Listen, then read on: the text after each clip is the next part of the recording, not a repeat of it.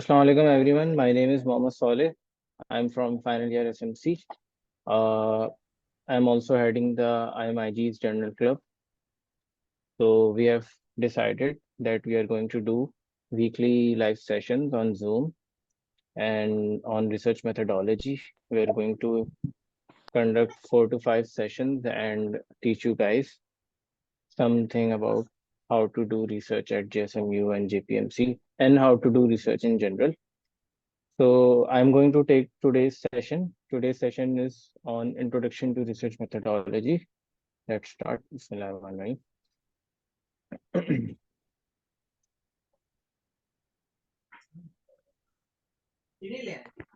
Okay, so this is my research journey so far.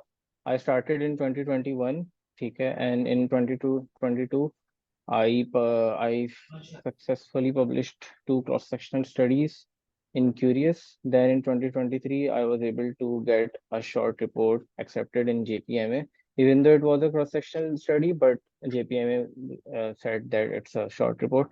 Whatever, it does not matter. Okay. And my fourth year study is in the submission process. So far, I've been part of 4 researches, and all of them are either published or submitted. Okay. So the last is my second. The last is my research impact, which is I've got 17 citations, and the other two you guys can check what is the H index and what is the I index. These are basically research impacts. Okay, so let's start. What is research? Research क्या होती है? Do you guys know anything about research? Let me know. मेरे पर chat आएगी? I don't know. I want you guys to send in messages. जो मैं पूछूं उसका प्लीज आप लोग जवाब भी दें.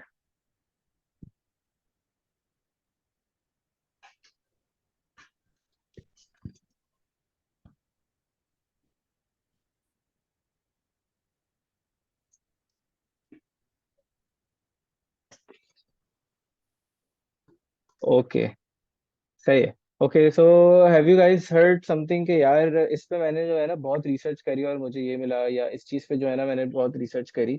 एक बड़ा हम लोग कहते हैं आपस में. तो this is a meme I found on Google. ठीक है, according to a research, and by research I mean Google. So this is not research, this is not scientific research, this is just search. Okay, next. So basically research है क्या? Research is a creative and systematic work undertaken to increase the stock of knowledge. ठीक है, in science हमारे पास जो है already मौजूदा information होती है. ठीक है, और हमें और चीज़ें जाननी होती हैं, और नई चीज़ों को जानने के लिए हम लोग क्या करते हैं, और नई चीज़ों को जानने के लिए हम लोग रिसर्च का वर्क जो है वो अंडरटेक करते हैं. ठीक है, सो दिस इज रिसर्च. अच्छा, this is done in a systematic way. ठीक है, अगर कोई डॉक्टर साहब हैं वो कह रहे हैं कि मैंने जो है वो 40 साल लगा दिया अपनी ज़िंदगी में, और मैंने जो है ना ऑलमोस्ट हर रोज़ जो है वो लेप्रोस्कोपिक कोलिसिस्टेक्टमी की है, और मेरा एक्सपीरियंस ये कहता है कि 9 आउट ऑफ 10 टाइम्स जो है ना पेशेंट की फलाना आर्टरी जो है ना वो इस चीज़ के नीचे से निकल के जाती है, फलाना आर्टरी जो है वो इस स्ट्रक्चर के ऊपर से निकल के जाती है. तो क्या हम उनकी बात को मान सकते हैं? क्या हम उनकी जो कही भी बात है उसको हम एज अ फैक्ट या एज अ नॉलेज हम कंसिडर कर सकते हैं या नहीं? What do you guys think about this?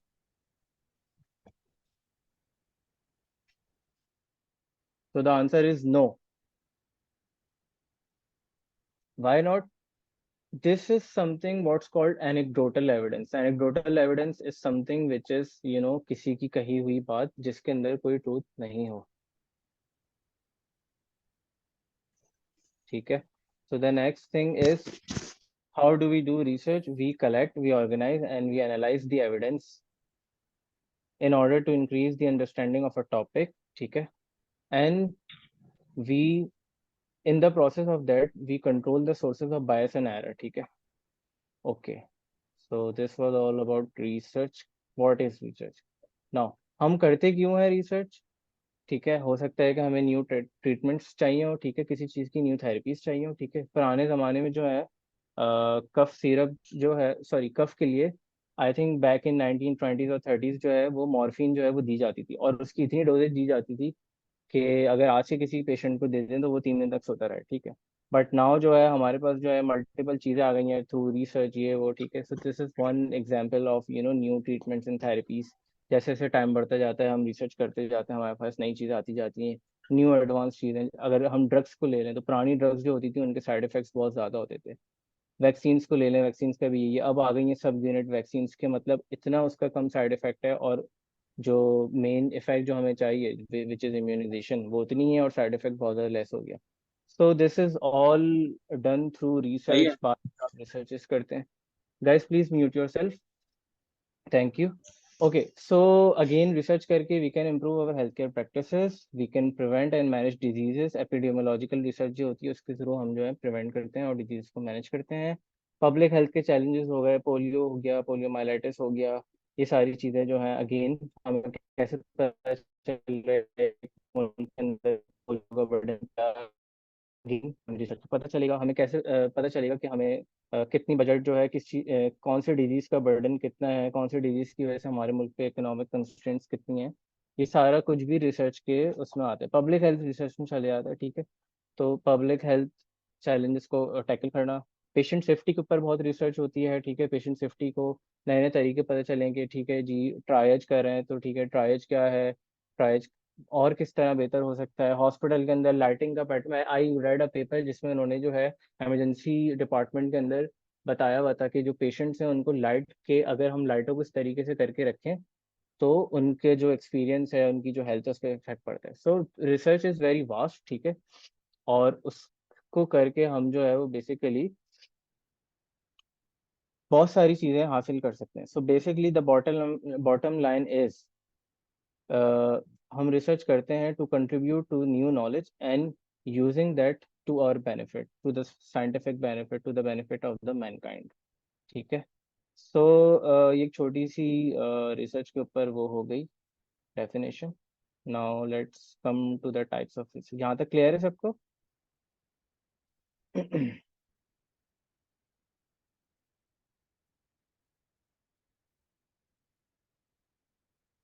ठीक है, thank you guys for responding. I would appreciate कि आप लोग जल्दी जल्दी रिस्पॉन्स करते रहे, थैंक यू। अच्छा, so there are multiple types of researches. एक होती है क्वालिटेटिव, एक होती है, there are multiple types kind जिससे हम रिसर्च को जो है वो क्लासिफाई करते हैं। So let's talk about qualitative versus quantitative research. Quantitative research is something जिसमें we can quantify, we can measure something, we can quantify something, and qualitative research is where we are not measuring something, where we talk to people in focus groups, we talk to people in interview, ठीक है। तो usually जो qualitative research है वो हमारी medical science में, health care में इतना ज़्यादा यूज़ नहीं होती। सोशल साइंसेज में मार्केटिंग हो गया, कम्युनिकेशन हो गई, बिजनेस उसमें यूज़ होती है। जैसे कि दे वांट टू के लोगों को एक फोकस ग्रुप में बिठाया और उन्होंने पूछा कि इस प्रोडक्ट को ये वाला शैम्पू आपने यूज़ करा, आपको कैसा लगा, ठीक है। और एक फोकस ग्रुप के सामने उन्होंने जो है उस शैम्पू के बारे में पूछा या पर्सनल इंटरव्यूज करे, ठीक है। This is one example of qualitative research. In quantitative research, we quantify, we measure things, we quantify things, ठीक है। Let's say I want to assess कि कराची के अंदर लूपस नेफ्राइटिस के केस कितने हैं छोटे बच्चों में। So this is an example of quantitative research, ठीक है।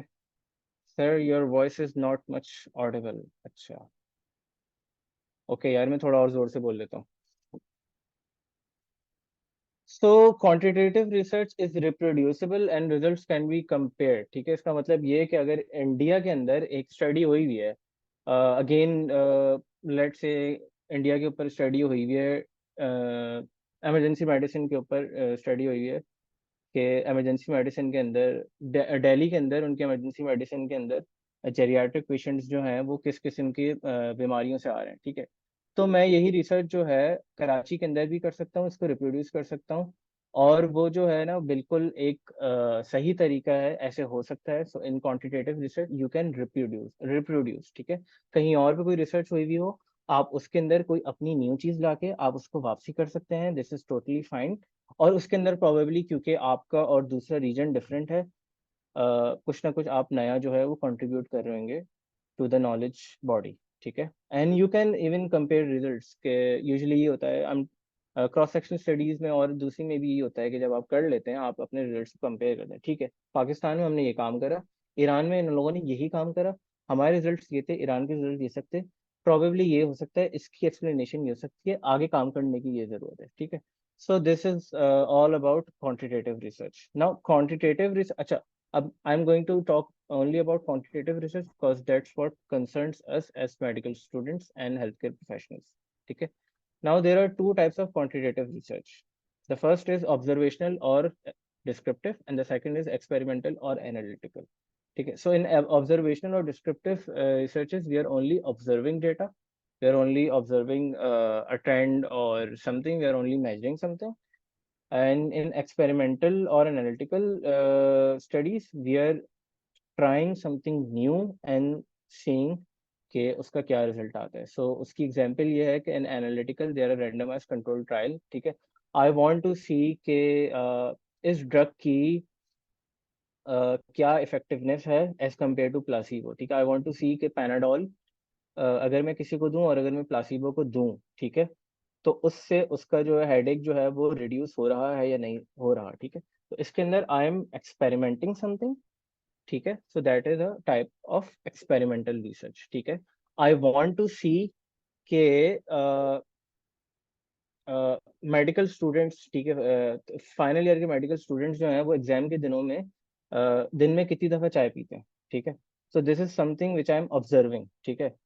आई एम नॉट, मैं कोई इंटरवेंशन नहीं लेके आ रहा, मैं इनको ये नहीं कह रहा कि आधे लोगों को चाय पीनी आधे लोगों को चाय नहीं पीनी, this is a very vague example, लेकिन बताने का मकसद यही है कि when you are just observing, that's it, that is observational research, ठीक है। तो उसकी टाइप जो होती है उसके अंदर क्रॉस सेक्शनल हो जाती है, क्रॉस सेक्शन स्टडीज हो जाती हैं, कोहोर्ट स्टडीज हो जाती हैं, केस कंट्रोल स्टडीज हो जाती हैं और फर्दर हो जाती हैं। And experimental, you are experimenting with something, with a drug, whether you are trying a new treatment, whether you are trying a new method, ठीक है। तो उसमें आ जाती हैं एक्सपेरिमेंटल। नाउ उसके बाद जो है, उसके बाद एक और तरीके से आप रिसर्च को वो कर सकते हैं classify, which is primary versus secondary. Now primary और सेकेंडरी में क्या है? प्राइमरी मीन्स के you are doing something new, you are generating new data, and secondary is you are generating new inferences from already available data, ठीक है। अच्छा, एक चीज का बड़ा आजकल जो है वो उसको बहुत लोग जो है उसके पीछे बहुत बड़े क्रेजी हुए हैं, which is called meta analysis. तो सेकेंडरी रिसर्च की एग्जांपल है meta analysis. What you do in meta analysis, you take up already present data and you उससे आप जो है न्यू इन्फेरेंसेस, न्यू डिडक्शंस जो है आप वो निकालते हैं, ठीक है। So that's a type of secondary research. Primary research वो होती है जिसके अंदर आप न्यू डेटा, न्यू चीजें निकाल रहे होते हैं, न्यू चीजें मेजर कर रहे होते हैं, ठीक है। I hope I am clear यहाँ तक, ठीक है। अच्छा, एक और टाइप होती है क्लिनिकल वर्सेस एपिडेमियोलॉजिकल। तो इसमें बेसिक फर्क ये, क्लिनिकल रिसर्च होती है उसके अंदर आपके मोस्टली पार्टिसिपेंट्स जो होते हैं वो आपके पेशेंट्स होते हैं, हॉस्पिटल बेस्ड होती है। और एपिडेमियोलॉजिकल इज योर लाइक पूरी आपकी पॉपुलेशन बेस्ड स्टडी जो होती है वो होती है एपिडेमियोलॉजिकल रिसर्च, ठीक है। नाउ लेट्स गो आगे। सो दिस इज अ टेबल जो कि डिफरेंस जो है क्वांटिटेटिव और क्वालिटेटिव रिसर्च के बारे में बता रहा है। Yes, finding from experimental trials, yes, it would be a primary research. Yes, you're right. So qualitative research and quantitative research का फर्क ये है कि most of the times qualitative research का sample size छोटा होता है, quantitative का sample size बड़ा होता है. In the data collection methods, there are one-to-one interviews or there are focus group interviews in qualitative research. ठीक है, in quantitative they are surveys, they are online web capture surveys, ठीक है, Google forms जो हर कोई भेज रहा होता है, यार प्लीज मेरा फॉर्म भर दो, that is mostly quantitative research, ठीक है। अच्छा, डेटा की टाइप इसके अंदर टोटली न्यूमेरिक टाइप होती है क्वांटिटेटिव में, और इसके अंदर you analyse by behaviour patterns है, नेचुरल लैंग्वेज है, ठीक है। Now how do you analyse data in qualitative versus quantitative? In qualitative you identify patterns in participant behaviours and responses, whether in quantitative research आप जो है वो numerical methods use करते हैं और आप स्टैटिस्टिकल एनालिसिस यूज करते हैं, ठीक है। उस पर हम लोग जो है एक पूरा सेशन रखेंगे आगे जाके स्टैट्स और डेटा के ऊपर, तो उसमें फर्दर डिटेल्स देंगे, ठीक है। और प्रेजेंट कैसे करते हैं डेटा? इसके अंदर जो है ओरिजिनल कोड्स आ जाते हैं, वीडियोस आ जाती हैं, and in quantitative research we have tables, charts, graphs. आप लोगों ने प्रॉबेबली कुछ ना कुछ इसके ऊपर देखा हुआ होगा। ठीक है, आगे बढ़ते हैं। सो अगेन एक और चीज़ है जिसके अंदर टाइप्स ऑफ रिसर्चेस को एक बड़ी अच्छी सी मुझे पिक्चर मिल गई थी, मैंने ऐड कर दी। ठीक है, so in primary medical research you have three major types, जिसके अंदर एक बेसिक लेबोरेटरी आ गई, एक क्लिनिकल आ गई और एक एपिडेमियोलॉजिकल आ गई। ठीक है, now in epidemiological there is observational studies, और ऑब्जर्वेशनल स्टडीज में आपके पास आ गई cohort studies, case control studies, cross sectional studies, ecological study जो कि एनवायरमेंटल स्टडी होती है, मॉनिटरिंग, सर्वेलेंस, ठीक है, registry data. In clinical, you have clinical trials. In observational, you have therapy, prognostic, diagnostic, and case report, case series. ठीक है, तो case report and case series is a observational study, but is a clinical study. तो एक इन्होंने अलग तरीके से define करा हुआ है। और एक और टाइप जो है वो बेसिक और लेबोरेटरी है, जिसके अंदर आपकी अप्लाइड आ गई या थियोरेटिकल आ गई। In applied study, you have animal study, biochemistry, cellular study, genomics, pharmacogenetics, and in secondary research, you have two things: meta-analysis and review. Yeah, I'm going to elaborate a bit on cohort studies later on. Like, wait 5 minutes, आगे जाके इसकी slide मैंने बनाई है, don't worry. ठीक है, so in meta analysis again secondary research है जो ऑलरेडी प्रेजेंट, पुराना जो ये वाली प्राइमरी रिसर्च से डेटा मिलता है उसी को आप उससे इंफरेंसेस निकाल के एक मेटा एनालिसिस करते हो। ठीक है, और रिव्यू जो होता है वो अगेन वो भी ऑलरेडी प्रेजेंट पुरानी रिसर्चेस से ही आप एक नई आर्टिकल बनाते हो, लिखते हो। उसमें एक सिस्टमैटिक रिव्यू होता है और एक सिंपल, या आई डोंट नो क्या है क्या लिखा हुआ है, सिंपल रिव्यू होता है। यस, ठीक है। Is there any difference on case cohort and case report? Yes there is. I am going to, मैं इसको बताता हूँ। Okay, so types of researches बता दी। टाइप्स ऑफ रिसर्च आर्टिकल्स मैं आपको बता देता हूँ। ओरिजिनल रिसर्च आर्टिकल्स वो होते हैं जिसके अंदर आपने एक नई रिसर्च की होती है, आपने एक नया डेटा जनरेट किया होता है और आप उसको पब्लिश करते हैं। ठीक है, या आप उसको पब्लिश करने जाते हैं। ठीक है, ओरिजिनल रिसर्च आर्टिकल में आपका क्रॉस सेक्शन स्टडी आ सकती है, क्योंकि in a cross section study you are generating new data. ठीक है, a prospective cohort study can also be an original article. So original research article is basically something जिसके अंदर आप एक नया डेटा लेकर आ रहे हैं। Review article is different, again आप रिव्यू कर रहे हैं पुराने डेटा को। ठीक है, तो ये टाइप्स ऑफ आर्टिकल है। मेटा एनालिसिस आर्टिकल होते हैं जिसमें आप मेटा एनालिसिस करके छापते हैं। केस स्टडीज वो होती हैं जो कि हॉस्पिटल में आपके पास केस आया, ठीक है, तो उसके अंदर केस रिपोर्ट होती है एक चीज, और केस सीरीज होती है। केस रिपोर्ट इज समथिंग जो कि एक आपको एक बड़ा सा जो है रेयर सा डिजीज मिल गया और आपके हॉस्पिटल में आया। ठीक है, वो डॉक्टर साहब ने जो है, सीनियर डॉक्टर साहब ने उसको ट्रीट करा, उन्होंने मेडिकल स्टूडेंट के साथ मिलकर इसके ऊपर केस रिपोर्ट ली थी। तो केस रिपोर्ट इज समथिंग जो कि एक सिर्फ एक उसके अंदर आपका एक वो होता है, पेशेंट होता है, और उसकी पूरी डायग्नोसिस, मैनेजमेंट कैसे प्रेजेंट करा, क्या उसकी वो थी, क्या उसके अंदर खास बात थी, क्या रेयर चीज थी, उसको आप डाल दो। ठीक है, तो उसका जो एविडेंस होता है वो इतना स्ट्रांग नहीं होता। अभी आगे जाके मैंने एक एविडेंस का पिरामिड बनाया हुआ है, लेकिन again it is a good type of research article to publish, क्योंकि इट इज इम्पोर्टेंट। अगर किसी और डॉक्टर के पास इस तरीके से कोई रेयर केस आता है, तो वो सबसे पहले क्या करेगा, सबसे पहले वो उसको इनिशियली ट्रीट करने के बाद, डायग्नोसिस से पहले पहले वो जाके इंटरनेट पे, जैसे कि आजकल होता है, वो उस पर लिटरेचर देखेगा। तो अगर आपने कोई रेयर केस पे केस रिपोर्ट पब्लिश की है और वो एक किसी दूसरे मुल्क में डॉक्टर के पास वही केस आ जाता है, वो ढूंढना शुरू करता है, उसको मिल जाती है, तो हो सकता है उसको थोड़ी बहुत हेल्प हो जाएगी। ओके, उस बंदे ने केस रिपोर्ट की है, उस बंदे ने इस केस को इस तरीके से मैनेज करा था, दे वर सक्सेसफुल, मैं भी इसको इस तरीके से मैनेज कर लेता हूँ। केस सीरीज ये होती है कि जब आपके पास 3 से 4, 2 से 3, एक से ज्यादा वही रेयर केस एक साथ आ जाएं, तो उस पर आप केस सीरीज करते हो कि ये 5 केस मैंने इस तरीके से ट्रीट करे थे, और उनको आप पब्लिश कर देते हो। और केस कंट्रोल का मैं बताता हूँ आगे जाके। ठीक है, so there are also short communication, brief reports and commentaries. What you do in short communications में, जैसे कि आपने बड़ी रिसर्च करी, आपकी काफी लंबे अरसे से रिसर्च चली है, और आपको कोई बड़ी अच्छी उसमें फाइंडिंग मिल गई जो आप चाह रहे हैं कि रिसर्च तो पता नहीं कब खत्म हो, बाद में जाके मैं इसको पहले छाप देता हूँ, तो उसमें से आपने एक फाइंडिंग को निकाला, उसको short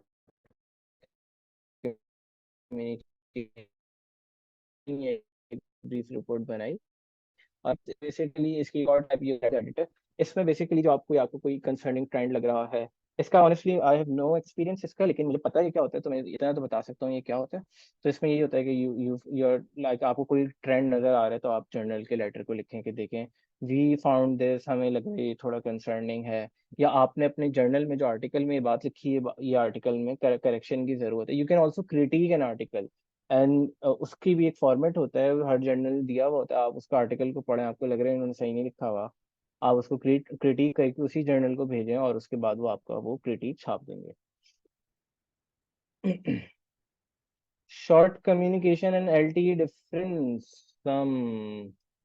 LTE is basically you are writing a letter to the editor, ठीक है, and in short communication you are not exactly writing a letter to the editor, you are writing about some topic with उसके बारे में, आप letter to the editor से बड़ा होता है, और या लेटर टू द एडिटर से बड़ा होता है। Honestly I don't know the difference, इतना ज्यादा मुझे पता नहीं है क्योंकि मुझे इसका एक्सपीरियंस नहीं है, but I do know this कि लेटर टू द एडिटर जो है उसके अंदर you are writing a letter to the editor, it is address to the editor, and you are talking about एक छोटा सा specific topic. And in short communication again मैंने बात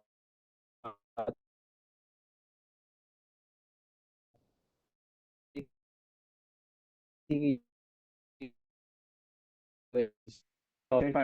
ठीक है। अच्छा, एक चीज और होती है research article, anyone wrote this review,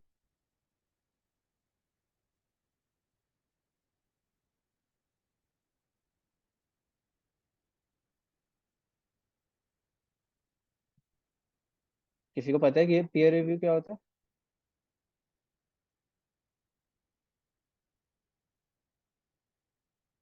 नहीं पता किसी को? No idea, no.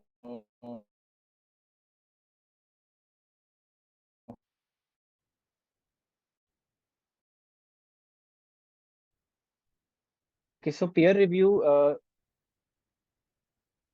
ठीक है, देखिए, पीयर रिव्यू जो होता है, it is when a research is sent to the experts in that field to review. Yeah, it is reviewed before publishing. Yes. So peer means जो आपके साथ वाले लोग हैं, ठीक है, review means review, ठीक है। तो peer review is कि when you send your article to a journal, वो जर्नल जो होता है वो उस आर्टिकल को पेपर जो ठीक है, ठीक है होते हैं, ठीक है, आपकी के लोग होते हैं, वो फिर बताते हैं उस जर्नल को कि आप इस स्टडी को पब्लिश कर सकते हैं या नहीं, ठीक है। सो ये चीज़ बहुत तंग भी करती है, लेकिन ये चीज़ बहुत ज़रूरी भी है, ठीक है। तो peer review isn't fast sign, but it is good sign. So yeah, this is true. One of my paper is submitted since last September or August, और अभी तक वो peer review के process में है, but it is what it is. Like, if your paper is published in a peer reviewed journal, your quality of paper is good. In simple words, if your paper is published in a peer reviewed journal, it is a good quality paper, it is better than a non peer reviewed journal, ठीक है। सो या peer review जो है वो बड़ा तंग भी करती है हमें। Hello, please please mute yourself, thank you. तो ले लेती। ओके, अच्छा, peer रिव्यू क्लियर हो गया। peer रिव्यू इज बेसिकली वही अगेन कि आपके जो peers होते हैं, एक्सपर्ट्स जो होते हैं, वो आपके आर्टिकल को उसको गो थ्रू करते हैं, उसको रिव्यू करते हैं, and then they advise you to do some revisions, advise you to, आप इसको रिविजिट कर लें, आप इसको ठीक कर लें। यार Uzair, no, this is wrong. आप बिल्कुल भी अपने पब्लिकेशंस जो हैं वो टू जर्नल्स को एक एक टाइम पे नहीं बेच सकते। इनफैक्ट जितनी भी दफ़ा मैंने सबमिशंस किए हैं, वो यूजुअली अंडरटेकिंग या कहीं ना कहीं पे साइन लेते हैं आपसे कि आपने कहीं और नहीं भेजा हो। This is unethical. एक वक्त में आप एक ही भेजें, भले वो आपका 6 महीने से उनके पास अटका हुआ, आप उसको रिट्रैक्ट करा सकते हैं। आप उनको ईमेल कर दें कि देखें आप बहुत ज़्यादा टाइम लगा रहे हैं, मुझे जो है जल्दी है, ठीक है, आप प्लीज़ रिट्रैक्ट कर दें ताकि मैं कहीं और भेज सकूँ। दिस इज़ गुड प्रैक्टिस कि आप जो है एक वक्त में एक ही भेजें, ठीक है। This was a good question, ठीक है। अच्छा, आगे बढ़ते हैं। एविडेंस बेस्ड मेडिसिन यूजुअली जो है इंट्रोडक्शन टू रिसर्च मेथोडोलॉजी का हिस्सा कहीं भी नहीं होती, लेकिन this is the personal passion of mind, तो मुझे इस पर जरूर बात करनी थी, तो मैंने इसको जो है यहाँ घुसा लिया है। ठीक है। Evidence based medicine is basically, अब जो मॉडर्न मेडिसिन जिस तरीके से अब प्रैक्टिस की जा रही है, ठीक है, तो इसमें ये होता है कि इसमें आप इंटीग्रेट करते हैं अपना clinical experience with what the patients वो प्रेफरेंस और उसकी वैल्यू क्या है, ठीक है। और उसको आप तीसरी चीज उसमें जो होती है ना, रेलेवेंट साइंटिफिक एविडेंस, इन तीन चीजों को जब आप इंटीग्रेट करते हैं तो that is basically evidence based medicine. इसकी एग्जांपल क्या है? इसकी एग्जांपल ये है कि लेट्स से आई एम अ पीडियाट्रिशियन, ठीक है, और मेरे पास साल रिसर्च मुझे बताती है कि 5 साल से कम बच्चों के अंदर लेरेंजोट्रैक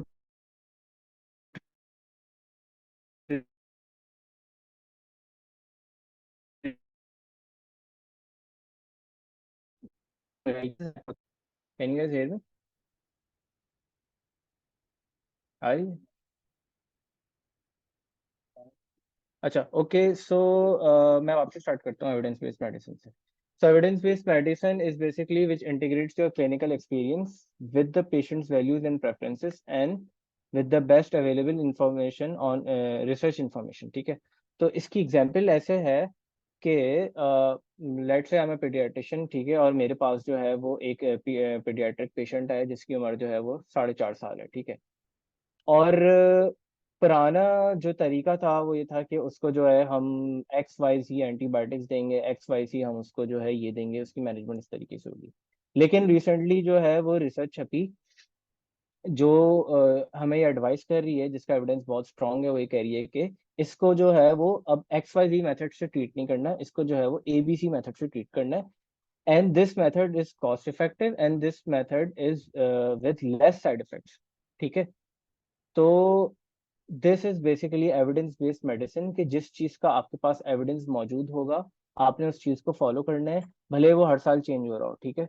तो बहुत सारे लोग जो हैं वो आई डोंट नो, जो मेडिकल फील्ड से नहीं होते, वो मजाक भी उड़ाते हैं कि भाई पहले रिसर्च कहती थी इस चीज सही हो जाता है, पहले रिसर्च कहती थी इस चीज सही हो जाता है, हम सबके घर में भी ऐसे लोग होते हैं, अब रिसर्च ये कहती है तो तुम लोग तो हमें जो है तो पागल बनाते रहते हो, तो लेकिन ऐसे नहीं है।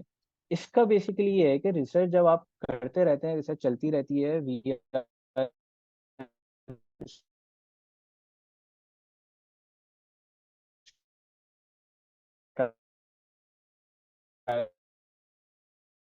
और पुरानी चीज सुनी तो पुरानी चीज गलत थी,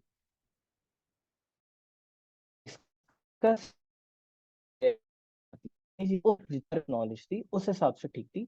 अब जो है हमारे पास न्यू नॉलेज आ गई, न्यू इन्फॉर्मेशन आ गई, अच्छा तरीका आ गया, तो अब जो है हम इसको फॉलो करेंगे। So this is basically evidence based medicine is when you are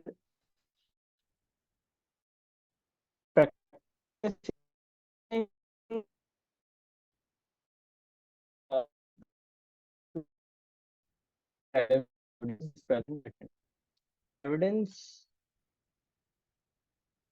एक second, what is the pyramid of evidence? तो इसकी मैं बात कर रहा था कि there is a pyramid of evidence based medicine, and in this pyramid is these are the levels of evidences, ठीक है। So this background information in expert opinion lies way down the line of levels of evidence, ठीक है। तो अगर वो पुराने doctor साहब जो हैं जिनका बहुत एक्सपीरियंस है, जिनकी जो है वो 40 साल की प्रैक्टिस है, वो कह रहे हैं नहीं जी, जो भी नहीं क्या कहते हैं, guys guys please please mute yourself. तो अगर कोई पुराने जो है डॉक्टर साहब जो हैं जिनका 30 साल का एक्सपीरियंस है, वो एक बात कह रहे हैं, वो ये कह रहे हैं कि जी हम तो जो है ना इस पेशेंट को ऐसे ही ट्रीट करते हैं, हम तो 30 सालों से ऐसे ही ट्रीट कर रहे हैं, तो उनकी बात गलत नहीं है, लेकिन उनकी बात एविडेंस बेस्ड मेडिसिन के हिसाब से जो लेवल्स ऑफ एविडेंस है उसमें वे डाउन लाइन करती हैं, एज कम्पेयर टू अगर कोई मेटा एनालिसिस जो है वो हमें ये बता रहे। सो या पिरामिड ऑफ एविडेंस में सबसे टॉप पे जो लाया करते हैं ना, वो लाया करते हैं क्लिनिकल प्रैक्टिस गाइडलाइंस, ठीक है। वो हमें मिलती कैसे हैं? वो हमें मिलती हैं मेटा एनालिसिस और सिस्टमैटिक रिव्यूज करके। मेटा एनालिसिस और सिस्टमैटिक रिव्यूज हम किन चीज़ों में करते हैं?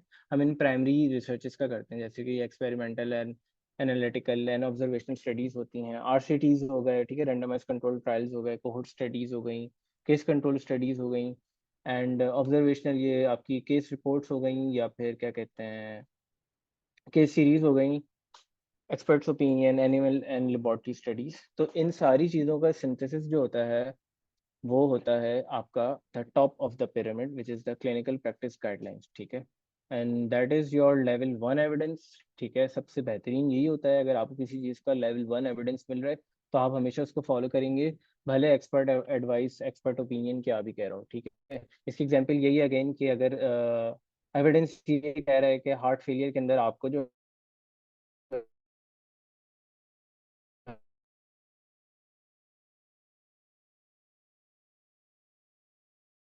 Guys, let's start again. I'm sorry for the internet issues. I was not expecting my internet to let me down at this moment. So we were at pyramid of evidence. Are you guys clear with this? Or should I explain again?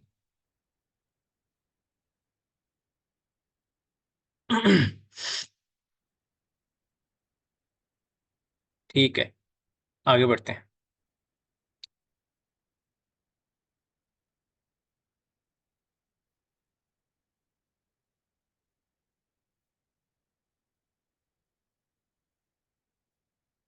Okay, सो हमने सारी बात कर ली, research क्या होती है, ठीक है, क्या टाइप्स होती हैं, क्या होता है।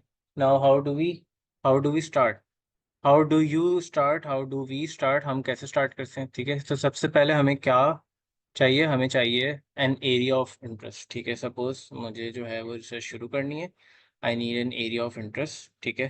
तो पहले, अच्छा, इसके वैसे मल्टीपल तरीके होते हैं। इनिशियली ज़रूरी नहीं है कि आपके पास एक, ज़रूरी नहीं है कि एरिया ऑफ इंटरेस्ट ही हो, लेकिन आगे जाके हो जाता है। In my case I did not have anything specific कि यार मुझे जो है वो सिर्फ इसी चीज़ पे रिसर्च करनी है, मुझे जो है इसी चीज़ पे रिसर्च करनी है।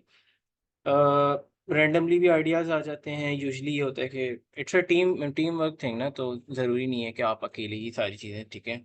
ये भी हो सकता है कि आपकी पहली रिसर्च में आइडिया आपका नहीं हो, किसी और का आइडिया हो, and you are working as a team. एक second guys. Okay, so area of interest, ठीक है, you can select an area of interest. Let's say कि मेरा एरिया ऑफ इंटरेस्ट जो है वो करंटली साइकेट्री है, ठीक है। या दूसरा ये हो सकता है कि आपके दो दोस्त हैं, तीन चार दोस्त हैं, उन्होंने बोला यार मैं रिसर्च स्टार्ट करना चाह रहा हूँ, ठीक है, और मैं इस चीज़ पे करना चाह रहा हूँ। तो ठीक है, शुरू में जब आप सीख रहे होते हैं तो इतना कोई मसला नहीं है, आप किसी और के साथ मिलके भी काम कर सकते हैं। तो उसमें होगा कि आप उसके एरिया ऑफ इंटरेस्ट पे काम कर रहे हैं, ठीक है। But generally your area of interest should be relevant, should be innovative, it should be acceptable and should be cost effective. मतलब ये है कि जिस चीज़ पे आप रिसर्च करना चाह रहे हैं वो रेलिवेंट होनी चाहिए to the scientific body, to the knowledge body. जिस चीज़ पे आप रिसर्च करना चाह रहे हैं वो एक्सेप्टेबल होनी चाहिए, ठीक है। मतलब काम आपने ऐसा किया हो जो कि सब उसको एक्सेप्ट कर लें, ठीक है, और वो इनोवेटिव भी होना चाहिए, ठीक है। ये नहीं है कि आप काम तो कर रहे हैं लेकिन वो कुछ नया कंट्रीब्यूट नहीं कर रहा, तो उसमें फिर उस काम का फ़ायदा नहीं है, ठीक है। And the last thing, it should be cost effective. आपका इंटरेस्ट तो हो सकता है कि बहुत अच्छा हो, लेकिन वो लेकिन वो जो है इतना ज़्यादा कॉस्ट इफेक्टिव ना हो, ठीक है, in a larger scheme of things. तो लेट्स से कि यार आपको जो है वो जीन स्टडीज़ करनी है, ठीक है, और आपको जो है वो जीन म्यूटेशंस करानी है। अब आपने जो है रिसर्च बना ली कि देखें मुझे जो है वो जीन म्यूटेशंस करानी है। अब उसके लिए जो है आपने हर पार्टिसिपेंट का जो है वो जीन म्यूटेशंस के टेस्ट करने शुरू कर दिए, तो वो तो आपको बहुत महंगा पड़ जाएगा, ठीक है। तो उसके लिए you need like a big, very big grant, ठीक है, और वो एक बड़ी आगे की लेवल होती है। तो लेवल के हिसाब से जो है वो स्टार्ट करें। अगर आप यू आर स्टार्टिंग शुरू शुरू में, तो शुरू में take up things which can be easily done, but at the same time they are relevant and they are innovative too, ठीक है। तो जो भी हमारी कंस्ट्रेंट्स होती हैं एज मेडिकल स्टूडेंट्स, उसमें रहते हुए अच्छा काम जो है वो हो सकता है, ठीक है। Now yeah, so an area of interest is a broader concept, ठीक है, और research objective narrow it down, ठीक है। So for an example, area of interest हम फॉर दिस प्रेजेंटेशन हम एरिया ऑफ इंटरेस्ट लेके चलते हैं एनवायरमेंटल पोल्यूशन, ठीक है। तो this is a very broad term. Environmental pollution के अंदर बहुत सारी चीज़ें आ सकती हैं, ठीक है। एयर पोल्यूशन, नॉइस पोल्यूशन, ये वाली पोल्यूशन, वो वाली पोल्यूशन, ठीक है। तो हमें करना क्या है, which is basically a research objective, उससे जो है हम उसको नैरो डाउन करते हैं कि एनवायरमेंटल पोल्यूशन रिसर्च है तो, लेकिन एनवायरमेंटल पोल्यूशन पे मुझे करना क्या है, ठीक है। तो मैं ये कर सकता हूँ कि मैं जो हूँ, या तो मुझे कोई प्रॉब्लम नज़र आ जाए, ठीक है, या तो मुझे कोई गैप नज़र आ जाए इन द ऑलरेडी अवेलेबल नॉलेज, ठीक है। उसके ऊपर मैं रिसर्च कर सकता हूँ, ठीक है। This is basically how do you come up with a topic. अगले सेशन में भी इसके ऊपर बात होगी, बट मैं जनरली अभी हर चीज़ के ऊपर थोड़ी थोड़ी बात कर रहा हूँ, ठीक है। तो या तो मुझे कोई प्रॉब्लम नज़र आ जाए कि यार नॉइज़ पोल्यूशन की वजह से जो है वो हियरिंग लॉस हो सकता है, ठीक है। So this is a problem, इसके ऊपर मैं काफ़ी रिसर्चेस कर सकता हूँ। या फिर मुझे एक गैप नज़र आ जाए कि यार नॉइज़ पोल्यूशन की वजह से हियरिंग लॉस होता है या नहीं, इसके ऊपर रिसर्चेस मुझे मिल नहीं रही, तो why not I should do something, ठीक है। तो ये 2 तरीके होते हैं, ठीक है। अच्छा, ये सब चीज़ों का हमें पता कैसे चलता है कि देयर इज़ अ प्रॉब्लम और there is a gap in the already available knowledge? ये सब हमें पता चल रहा है through literature search and review, ठीक है। और यहाँ पे मैंने डबल एरो इसलिए लगाया है because this is a two way street, ठीक है। यू आइडेंटिफाई अ प्रॉब्लम और a gap in the available knowledge, you go and you see the literature, ठीक है, to confirm if there is a gap, or you are doing literature search and you find a problem or a gap in the available knowledge, ठीक है। so this is a two way street, ये चलता रहता है, ठीक है। and literature search is very very important, ठीक है। नेक्स्ट सेशन में लिटरेचर सर्च के ऊपर हम प्रॉपर डेमो रखेंगे, अच्छा खासा टाइम जो है हम उस पर लगाएंगे लिटरेचर सर्च क्या है, क्योंकि for any research, for any original research, for और इवन मेटा एनालिसिस और सिस्टमैटिक रिव्यूज, ठीक है, for any kind of research, you need to do a proper extensive literature search and review. उसी के बाद आप आगे बढ़ सकते हैं, ठीक है। So next session will cover literature search in depth, ठीक है। व्हाट कैन यू डू, ठीक है। तो वो you can do a totally a new study. आपको एक गैप मिला, ठीक है, आपने बोला कि यार इस चीज़ पे मैं काम कर सकता हूँ, ठीक है। You can reproduce and compare. आपने देखा कि उस मुल्क में जो है या पाकिस्तान के उस शहर में जो है इन्होंने इस चीज़ पे इस तरीके से काम करा हुआ है, तो मैं भी करता हूँ और फिर मैं कंपेयर करता हूँ कि मेरी फाइंडिंग्स और उनकी फाइंडिंग्स में कुछ फ़र्क था या नहीं था in a larger scheme of things, ठीक है। And you can take their idea and you can reproduce, but you do it differently, you add something new to it, ठीक है। So this is totally fine. This is not plagiarism. This is totally fine. Let's go ahead. ठीक है। तो फिर आपको जो है ना अपना एक रिसर्च क्वेश्चन बनाना होता है, ठीक है। You have to formulate a research question after doing an extensive literature review, ठीक है। अच्छा, लिटरेचर रिव्यू करने के लिए एक प्रो टिप ये है कि use create a bibliography by using referencing tools, ठीक है। Bibliography is basically a list of all the articles जो आप साथ साथ जो है बनाते जाएंगे। बाद में जब आप रेफरेंसिंग करेंगे आर्टिकल लिखने के लिए तो आपको काम आएगी, ठीक है। दैट्स कॉल्ड अ बिब्लियोग्राफी, जो आप अपने रिसर्च में लिटरेचर को यूज़ कर रहे हैं, ठीक है। उसके लिए we have 3 different referencing tools. इसके अंदर एक ज़ोटैरो है, एक मेंडली है, एक एंडनोट है। I think Mendeley and endnote is paid, तो वो प्रॉबेबली क्रैक करना होगा, सही है। अगर आप पायरेसी करना नहीं चाहते, फ्री वाला यूज़ करना चाहते हैं, तो आप ज़ोटैरो भी यूज़ कर सकते हैं, ठीक है। अगेन इन द नेक्स्ट 1 और 2 सेशन इसके ऊपर हम प्रॉपर एक डेमो भी देंगे कि ये रेफरेंसिंग टूल्स कैसे यूज़ होते हैं, ठीक है। तो नाउ द एग्जांपल, अब रिसर्च क्वेश्चन जो है ना वो फॉर्मुलेट कैसे होगा। लेट से मैंने लिटरेचर रिव्यू कर लिया और मुझे एक टॉपिक अच्छा मिल गया, मुझे गैप मिल गया बेसिकली। तो example of research question could be, how does exposure to air pollution affect respiratory health outcomes among urban residents, ठीक है। तो दिस इज द एग्जांपल। मैं देखना चाह रहा हूँ कि जो शहर में रहने वाले लोग हैं उनकी रेस्पिरेटरी हेल्थ के ऊपर कोई फ़र्क आ रहा है या नहीं आ रहा on exposure to air pollution. So this is an example of a research question, ठीक है। ओके, ये ज़ोटैरो का यूज़र इंटरफेस है, कुछ इस तरीके से नज़र आता है, ठीक है। बहुत अच्छे टूल्स होते हैं इसके अंदर, बहुत सारी चीज़ें जो आप कर देते हैं, मैनुअली करनी नहीं पड़ती। I learned it the hard वे। हम लोगों ने जो है वो सारा काम जो है मैनुअली करा था, उसमें बहुत टाइम वेस्ट होता है। आई वुड रिकमेंड कि जो है ना थोड़ा सा टाइम निकाल के शुरू में ही जो है यूट्यूब पे वीडियोस वगैरह देख के और हमारे आगे ट्यूटोरियल्स देख के आप ये रेफरेंसिंग टूल सीख लिएगा। सो ज़ोटैरो लुक्स लाइक दिस। मेंडली इस तरीके से नज़र आता है, ठीक है। और एंड नोट इस तरीके से। बेसिकली इसके जो होते हैं ना वो प्लगइन्स मिल जाते हैं, वो क्रोम वगैरह में ऐड हो जाते हैं, और जब आप पबमेड वगैरह पे लिटरेचर सर्च कर रहे होते हैं आप साथ साथ उसको ऐड कर सकते हैं। अच्छा, रिसर्च क्वेश्चन के बाद आता है रिसर्च ऑब्जेक्टिव। आपका क्वेश्चन तो है, लेकिन आप करना क्या चाह रहे हैं एग्जैक्टली आपका ऑब्जेक्टिव क्या है। तो उसका जो है ना, वो साइंटिस्ट ने जो है एक फॉर्मेट हमें दिया हुआ है कि your objective should B smart. What is a smart objective?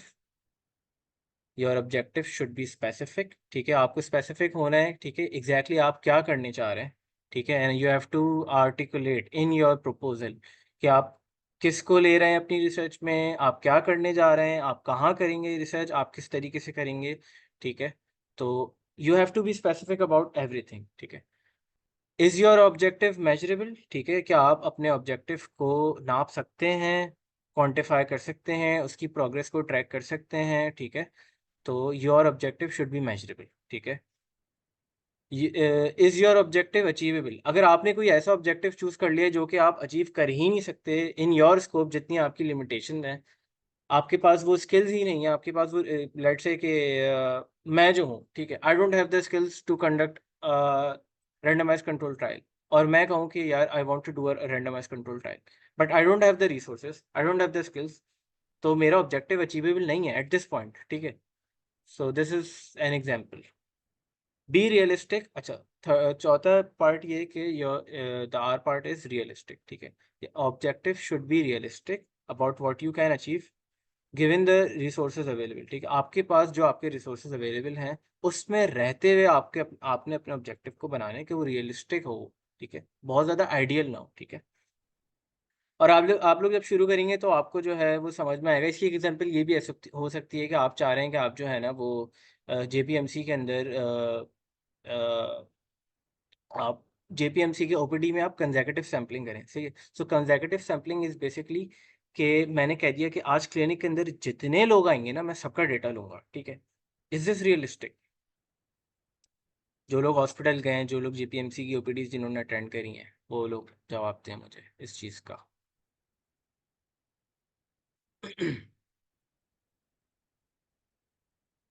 Never, no, right. So basically ये रियलिस्टिक नहीं है। हमें पता है कि यार ये बहुत मुश्किल है, प्राइवेट सेटिंग में हो सकता है हो जाए, but in bigger hospital like JPMC this is not realistic. सही है, तो this was an example of कि ऑब्जेक्टिव रियलिस्टिक भी होना चाहिए। And time frame you have to define कि भाई ये जो आपका ऑब्जेक्टिव है ये कितने अरसे में होगा अचीव। ठीक है, सो नेक्स्ट इज एग्जाम्पल मैं दे देता हूँ ऑब्जेक्टिव की। जो हमारा चलता हुआ आ रहा है एनवायरमेंटल पोल्यूशन वाला, तो हमारा ऑब्जेक्टिव जो होगा ना वो कुछ इस तरीके से बन जाएगा: to investigate the relationship between levels of air pollution, ठीक है, measured by particulate matter concentrations and respiratory health outcomes such as incidence of asthma, COPD, lower respiratory tract infections among residents living in urban areas। ठीक है, again इसके अंदर कुछ कुछ चीज़ें अभी भी डिफाइन नहीं है, लेकिन वो उसको मैं बाकी अपने जो है वो मेथडोलॉजी में मेंशन कर सकता हूँ अलग से। ऑब्जेक्टिव की पूरी पैरा में नहीं है, लेकिन मैंने फिर भी इसके अंदर बता दिया कि I am measuring levels of air pollution, किस तरीके से पर्टिकुलर मैटर जो है उसकी कंसनट्रेशन के थ्रू से। ठीक है, और जो मेरे जो रेस्पिरेटरी हेल्थ आउटकम्स हैं उनको मैं एस्मा, सीओपीडी और लोअर रेस्पिरेटरी ट्रैक इन्फॉर्मेशन के। सो अगर हम पीछे जाके देखें, जो हमारे रिसर्च का जो सिलेक्शन ऑफ इंटरेस्ट था, वो एक बड़ी ब्रॉड टर्म थी, environmental pollution, and now we have something. ठीक है, हमने उसको नैरो करा, नैरो करा, नैरो करा, नैरो करा, and now we have something कि हम क्या करने जा रहे हैं। हम एयर पोल्यूशन की लेवल्स को जो है कर सकती है कि let's say you you are हमारा ऑब्जेक्टिव था कि हम एयर पोल्यूशन को देखेंगे और रेस्पिरेटरी हेल्थ आउटकम्स को देखेंगे। ठीक है, तो इसके अंदर एम्बिग्विटी ऐसे आ सकती है कि आपने एयर पोल्यूशन को डिफाइन कैसे किया हुआ है, कौन सा उस पर्टिकुलेट मैटर की कंसंट्रेशन है, जिससे ऊपर वाली चीज़ को आप कह रहे हैं कि ये अनहेल्दी है और जिससे नीचे वाली चीज़ को आप कह रहे हैं हेल्दी है।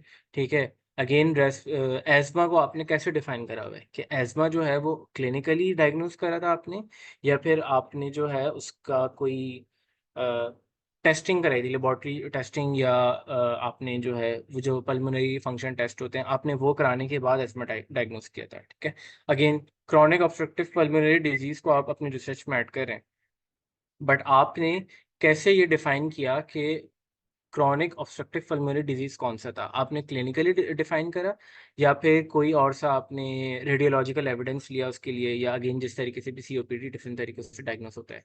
Again same goes with lower respiratory track infections, आपने उसको क्लिनिकली डायग्नोस करा या फिर आपने जो है रेडियोलॉजिकल एविडेंस के साथ डायग्नोस करा, या फिर आपने कल्चर कराया, ब्लड स्पूटम कल्चर या वट, ठीक है, जो भी। तो अगेन ऑपरेशनल डेफिनेशंस को हम यूज़ करते हैं टू क्लियर एम्बिग्विटी, ठीक है। तो इसकी एग्जांपल्स ये हैं कि how do you define air pollution. तो आपको डेफिनेशन जो है उसको पहले क्लियरली डिफाइन करना होता है कि हमारी रिसर्च में जब भी हम कहेंगे कि ये चीज़ एयर पोल्यूशन है तो उसकी डेफिनेशन ये होगी, इस चीज़ को वो कर रही होगी फॉलो, ठीक है। अगर लेट से कोई अपनी रिसर्च के अंदर स्ट्रेप थ्रोट को कोई स्ट्रेप थ्रोट ऐड करे, ठीक है, तो अगेन उन्होंने डिफाइन करना होगा कि हमारी जो रिसर्च में स्ट्रेप थ्रोट के पार्टिसिपेंट्स थे उनको हमने या तो क्लिनिकली डायग्नोस करा था या सीरोलॉजिकली डायग्नोस करा था। अगेन एक और एग्जांपल ये है कि अनीमिया, हाइपरलिपिडीमिया, ओबेसिटी, हाइपरटेंशन, ठीक है।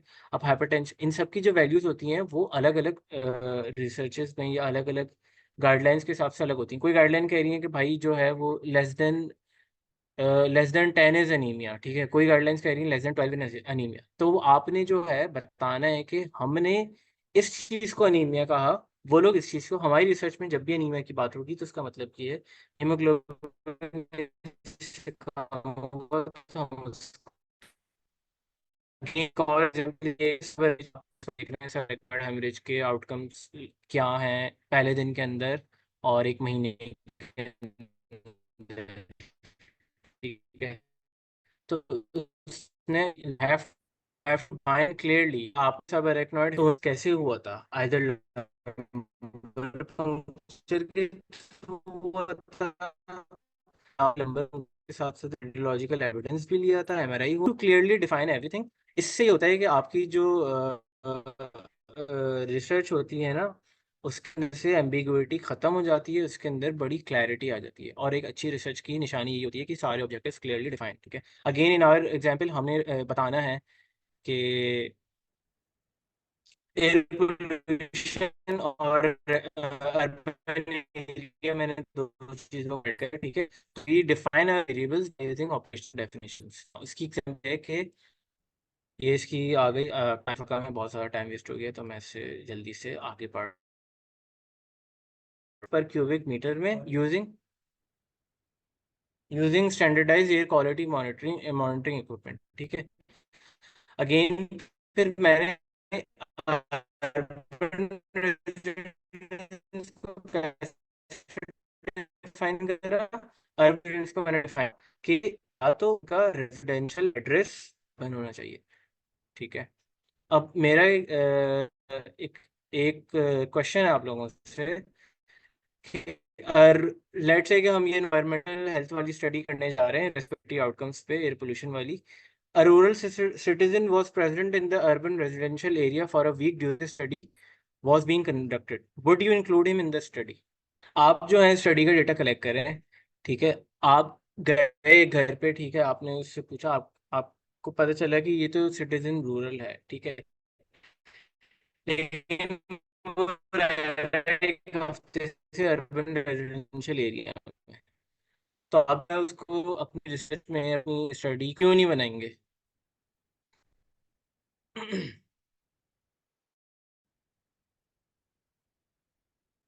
उसके शनाख्ती कार्ड गांव का होगा because he is out of our target space. Yes, exactly. So he's out of the operational definition. Yes, that's the right answer. क्योंकि हमने पहले डिफाइन कर दिया था कि सेंसस के हिसाब से अगर वो अर्बन रेजिडेंट होगा तो हम उसको लेंगे इररिगार्डलेस के वो करंटली कहाँ रह रहा है, ठीक है। सो अच्छा, again operational definition, exclusion, inclusion criteria, ये तीनों चीज़ें जो होती हैं ये जो है ना आपकी रिसर्च को फर्दर नैरो डाउन करती हैं और कंफाउंडर्स को आपकी स्टडी से रिड्यूस करती हैं। I am really sorry guys, I think my Zoom is acting up, internet is working fine, तो लेट्स जस्ट गो अहेड, क्या ही कर सकते हैं, ठीक है। So we won't because again yes. अच्छा, हमें क्या चीज़ बताती है कि इंक्लूजन एक्सक्लूजन क्राइटेरिया कैसे डिज़ाइन करने हैं?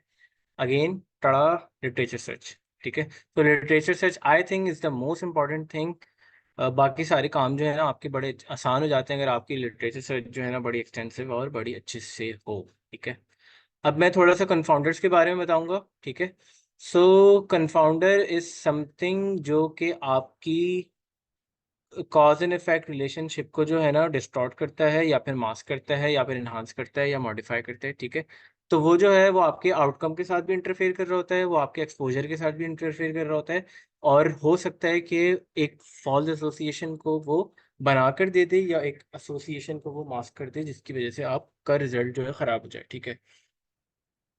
तो अगेन छोटी सी एक्सरसाइज, हमारी रिसर्च में हमारा जो एक्सपोजर है, मैं आप लोगों को बता देता हूँ, हमारा एक्सपोजर इज एयर पोल्यूशन, और हमारा आउटकम जो है वो रेस्पिरेटरी हेल्थ आउटकम्स है, जिसके अंदर asthma, COPD and lower respiratory track infections. तो जस्ट अपना थोड़ा दिमाग लड़ाएं आप लोग, और आप लोग मुझे चैट में बताएं कि क्या चीज़ जो है वो कंफाउंड कर सकती है इस आउटकम एक्सपोजर रिलेशनशिप को।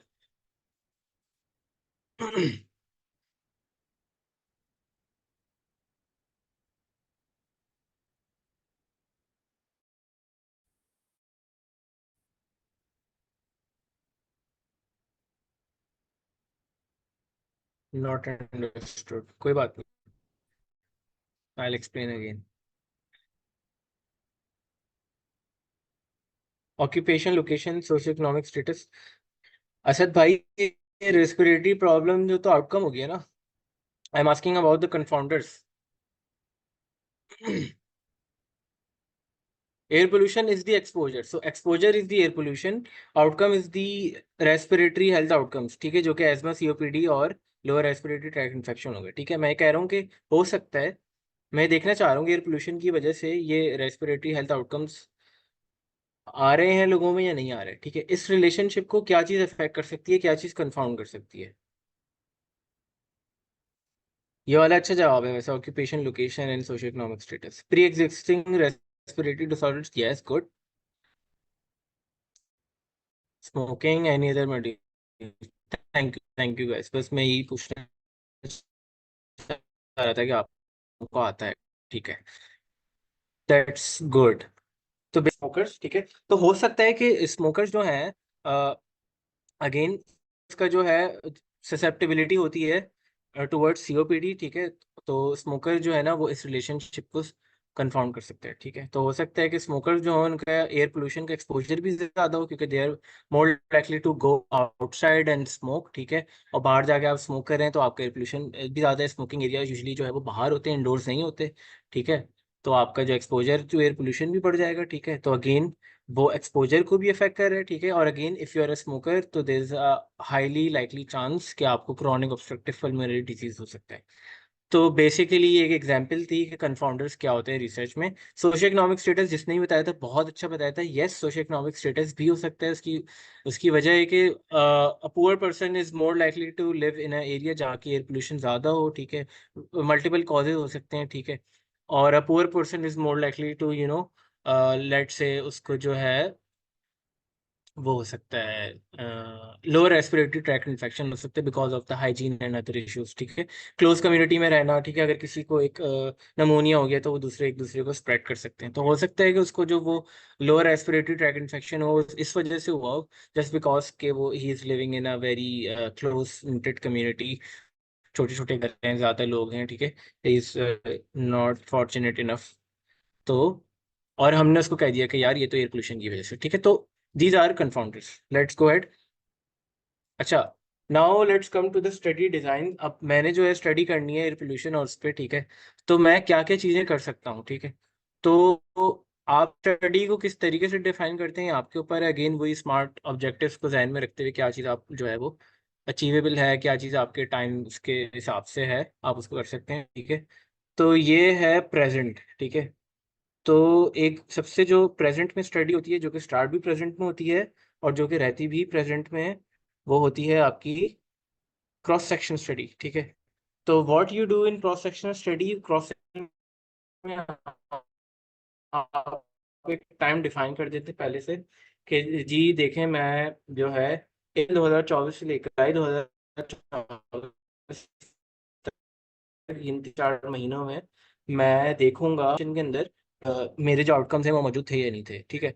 तो उसी time period, same time period के अंदर आपने अपना एक्सपोजर भी रिकॉर्ड कर लिया, और within the same time period आपने without following up in one sitting, ठीक है, आपने जिससे इंटरव्यू किया आपने उससे एक्सपोजर्स भी सारे पूछ लिए, डिजीज का सारा ही पूछ लिया, that is your cross section study. ठीक है, क्रॉस सेक्शन होते हैं ना, एक लिम्ब के थ्रू आप क्रॉस सेक्शन एक लेते हैं, तो इसका मतलब क्या होता है कि आपने एक थिन स्लाइस ले लिया, एक पूरी उसके जो एक पूरी एक पिक्चर थी। ठीक है, तो क्रॉस सेक्शनल स्टडीज जो आप यूजुअली इस्तेमाल करते हैं, यूज करते हैं, वो यूज करते हैं आप to find out a prevalence of something. ठीक है, प्रेवलेंस मतलब वो चीज की प्रेवलेंस क्या है। प्रेवलेंस आपकी निकलती जब है जब आप उसका टाइम पीरियड डिफाइन कर सकते हो। ठीक है, तो प्रेवलेंस इज समथिंग कि इन 3 महीनों में इतने लोगों को ये चीज मौजूद थी, दैट इज योर प्रेवलेंस। ठीक है, तो रिस्क फैक्टर और डिजीज की प्रेवलेंस अगर एक ही टाइम फ्रेम में आप रिकॉर्ड कर रहे हो, तो that is your cross section study. वो यूजुअली प्रेजेंट में होती है, आप इन द हाल अभी जो मौजूदा वक्त है उसमें हो रही होती है। ठीक है, फिर एक स्टडी होती है, उसको आप कहते हैं रिट्रोस्पेक्टिव कोहोर्ट। ठीक है, रिट्रो का मतलब होता है पीछे, पहले। ठीक है, और कोहोर्ट मींस कोहोर्ट में 2 ग्रुप्स होते हैं। ठीक है, तो कोहोर्ट में 2 ग्रुप्स होते हैं, और retrospective, so you are going in the past. ठीक है, you are reviewing past records and you are seeing कि ग्रुप 1 का जिन लोगों को एक रिस्क फैक्टर प्रेजेंट था, उनके अंदर डिजीज की इंसिडेंस क्या थी। ठीक है, और जिन लोगों को रिस्क फैक्टर नहीं था, उन लोगों को डिजीज की इंसिडेंस क्या थी। ठीक है, एंड देन यू कंपेयर कि जिन लोगों के अंदर, अच्छा अब इसको एग्जाम्पल से लेके समझते हैं। ठीक है, तो मैं कह रहा हूँ कि लेट्स से एयर पोल्यूशन लेवल जो है, जिन लोगों का कोई आर्बिट्री सी हमने जो है ना एक लेवल डिफाइन कर ली कि 5 समथिंग जो यूनिट लगा दें आप। ठीक है, उससे ज़्यादा था तो उसको मैं डिफाइन कर रहा हूँ कि रिस्पेक्टिव प्रेजेंट है। ठीक है, तो मैं ये देख रहा हूँ कि अभी जो लोग हैं जिनको एज्मा है, उनका पहले जो पीछे जाके रिकॉर्ड से मैं देख रहा हूँ कि एयर पोल्यूशन का एक्सपोजर क्या था या नहीं था। ठीक है, आई एम चेकिंग के जिनको एयर पोल्यूशन का एक्सपोजर था, उनको उनमें से कितनों का एस्मा हुआ, कितनों नहीं हुआ, और जिनको नहीं था उनमें से कितनों का एस्मा हुआ, कितनों को नहीं हुआ। ठीक है, so this is your retrospective cohort. आपने 2 ग्रुप्स बनाए, जिनके अंदर रिस्क फैक्टर प्रेजेंट था, जिनके अंदर रिस्क फैक्टर प्रेजेंट नहीं था, और फिर आपने देखा कि अभी प्रेजेंटली या इन द पास्ट, ठीक है, उन्हीं के रिकॉर्ड से, ठीक है, कि जिनको रिस्क फैक्टर था प्रेजेंट, उनके अंदर डिजीज की इंसिडेंस हुई या नहीं हुई। Incidence means new case. ठीक है, अच्छा, दूसरी टाइप जो होती है वो होती है केस कंट्रोल। केस कंट्रोल में आप क्या करते हैं, केस कंट्रोल में यू हैव डिजीजेस। ठीक है, तो आपके 2 ग्रुप्स होते हैं, एक होता है जिसको डिजीज होता है, और दूसरा ग्रुप होता है जो कि कंट्रोल होता है, जिसको डिजीज नहीं होता। ठीक है, और उसमें आप you go back in time. ठीक है, प्रेजेंट में यू हैव 2 ग्रुप्स जिनको डिजीज है और दूसरे को नहीं है, and then you go back in time and then you see के जो डिजीज केसेस थे उनके अंदर रिस्क फैक्टर की फ्रीक्वेंसी क्या थी। ठीक है, और जो नॉन डिजीज थे उनके अंदर रिस्क फैक्टर की फ्रीक्वेंसी क्या थी, and then you compare between these two. ठीक है, तो अगेन हम ले लेते हैं अपनी एग्जांपल। ठीक है, डिजीज केसेस क्या हो जाएंगे, पीपल हैविंग एज्मा, सीओपीडी और लोअर रेस्पिरेटरी ट्रैक इन्फेक्शन। ठीक है, और नॉन डिजीज कंट्रोल जिनको इन तीनों में से कोई कंडीशन ना हो। ठीक है, then we go back in time and then we see के इन लोगों का एक्सपोजर कैसा था, डिजीज वालों को क्या एक्सपोजर था, नॉन डिजीज का क्या एक्सपोजर था, एंड देन वी कंपेयर। ठीक है, अच्छा अब हम जाएंगे प्रेजेंट टुवर्ड्स पास्ट। ठीक है, तो इसके अंदर ये होता है कि प्रेजेंट के अंदर मैं एक स्टडी स्टार्ट करने जा रहा हूँ। ठीक है, और उसको मैं 2 ग्रुप्स बना रहा हूँ। ठीक है, एक ग्रुप हो जाएगा ट्रीटमेंट ग्रुप, एक ग्रुप हो जाएगा कंट्रोल ग्रुप। ठीक है, and then I follow this. ठीक है, ये लॉन्गिट्यूडनल स्टडीज होती हैं, इसमें आप फॉलो अप करते हो। ठीक है, every 3 month, 6 month, every year, 2 साल, 5 साल, 10 साल। ठीक है, डिपेंड करता है कितनी बड़ी स्टडी है, and then you compare for your outcome of interest. ठीक है, तो क्लिनिकल ट्रायल में यूजुअली ट्रीटमेंट्स हो रही होती हैं। अब हमारी एग्जांपल में ट्रीटमेंट तो नहीं आएगी, हमारे एग्जांपल में प्रोस्पेक्टिव कोहोर्ट आ सकता है। ठीक है, तो उसमें मैं देख सकता हूँ कि जिन लोगों का एयर पोल्यूशन का एक्सपोजर मौजूद है।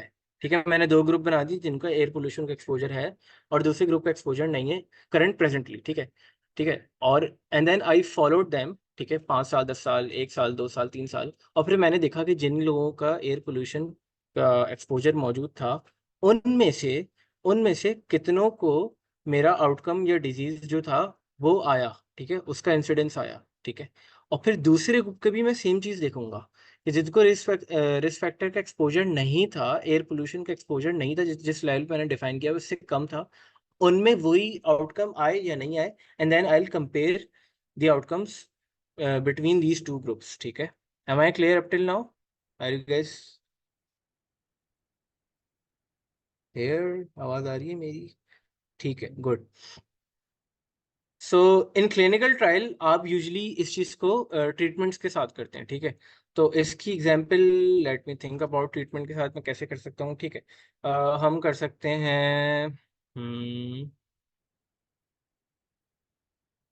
ठीक है, हम कर सकते हैं पेन के ऊपर. ठीक है, तो लेट्स से कि मुझे जो है ना एक न्यूरोपैथिक पेन की दवाई होती है गाबापेंटिन. ठीक है, और मैंने जो है, let's say I am researcher और मैंने अभी गाबापेंटिन डेवलप की है. ठीक है, और मैं कंपेयर करना चाह रहा हूँ कि भाई गाबापेंटिन की वजह से पेन की सिवेरिटी कम हो रही है या नहीं है. ठीक है, तो मैं क्या करूँगा ना, clinical trial what do you do is you take two groups. ठीक है, और आप एक ग्रुप बनाते हैं जिसको आप ट्रीटमेंट देते हैं, और दूसरा होता है कंट्रोल ग्रुप जिसको आप वो दवाई देते हैं लेकिन उसके अंदर एक्टिव इंग्रेडिएंट नहीं होता, खाली होता है वो. सही है, जो आपका जो पार्टिसिपेंट होता है उसको नहीं पता होता कि इसके अंदर दवाई है या प्लेसिबो है. ठीक है, वो बिल्कुल भी किसी को भी नहीं पता होता. And then you follow them up and then you see कि उनकी पेन की सिवेरिटी में एग्जाम्पल है. ठीक है, अगेन जो भी आउटकम ऑफ इंटरेस्ट है आप उसको फिर कंपेयर करते हो कि लेट से कि मैंने गाबापेंटिन जो है ट्रीटमेंट को देना शुरू करी, कंट्रोल को मैं कुछ भी नहीं दे रहा, और फिर मैं जो इन फ्यूचर आगे जाके फॉलो अप करके 3 महीनों पे देखूंगा क्या इफेक्ट आया, 6 महीनों पे. ठीक है, अगर मेरी ड्रग काम की होगी तो होगा ये कि मेरी ड्रग का जो इफेक्ट होगा वो ज्यादा होगा रादर देन प्लासीबो. ठीक है, अगर मेरी ड्रग काम की नहीं होगी तो मुझे एक खास फर्क जो है ना वो दोनों में मिलेगा नहीं. And then I you know not put that drug up into the market कि भाई ये काम की ड्रग नहीं है. सो आई होप क्लियर हो गया होगा केस कंट्रोल वाला और केस स्टडी वाला जिसने भी क्वेश्चन किया था. Please explain retrospective cohort again. So in what do you do in retrospective cohort? You review past records. ठीक है, you go back in time. ठीक है, you have cases at present. Then you go back in time. Then you see कि किसको risk factor की exposure था या नहीं था. ठीक है, इसकी एग्जांपल ऐसे है कि I have asthma patients, right.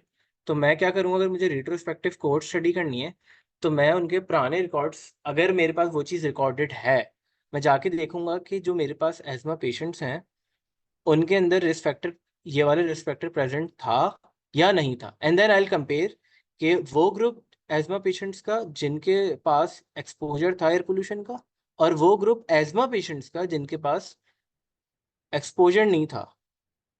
So that is your retrospective cohort. ठीक है, दो ग्रुप्स बनते हैं एंड देन यू सी के रिस्क फैक्टर है या नहीं है. Please explain drug example again. So, okay, so what happens in clinical trial? You are comparing your outcome of interest. ठीक है, और एक ग्रुप होता है जिसमें आप ट्रीटमेंट देते हो, एक ग्रुप आप जिसमें आप कंट्रोल रखते हो, उसका आप कोई भी ट्रीटमेंट नहीं देते, राइट. देन यू कंपेयर, आगे जाके आपका जो आउटकम ऑफ इंटरेस्ट है उसमें फर्क आ रहा है या नहीं आ रहा. ठीक है, अगर I am developing new medicine for pain, pain reduction के लिए अगर मैं नई मेडिसिन बना रहा हूँ, ठीक है, तो एक में मैं रखूंगा कंट्रोल ग्रुप. ठीक है, जिसको मैं कोई दवा नहीं दूंगा. ठीक है, उस पार्टिसिपेंट को नहीं पता होगा कि उसको जो है या तो दवा मिल रही है या प्लेसिबो मिल रहा है, राइट. और फिर मैं हर 3 महीने, 6 महीने, 10 महीने बाद जो है ना वो उससे मैं, is it unethical without the patient knowing that he is in. देखो असद, मैं बताता हूँ, इस पर मैं आगे जाके एक्सप्लेन करूंगा. इसका जो है ना प्रॉपर प्रोसेस होता है, इन्फॉर्म कंसेंट होता है. ठीक है, और जब लोगों को हम रिक्रूट करते हैं रिसर्च के अंदर तो हम उनको इस बात का उनसे कंसेंट लेते हैं कि आपको या तो प्लेसिबो मिलेगा या तो आपको दवा मिलेगी, और आपसे जो है आपको नहीं पता वो आपको क्या मिले, ताकि हमारे पास कोई बायस ना हो. अगर पेशेंट को पता है कि उसको दवा मिली है तो हो सकता है कि उसका दर्द कम नहीं हो, लेकिन बिकॉज ही इज बिलीविंग उसको कम मिली है, the control group that's being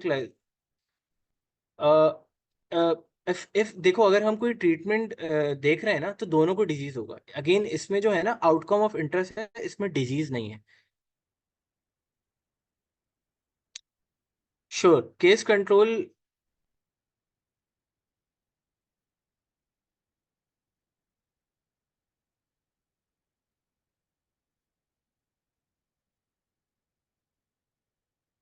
case control में रिस्क फैक्टर का होना लाजमी है. We just compare the incident. Yes exactly.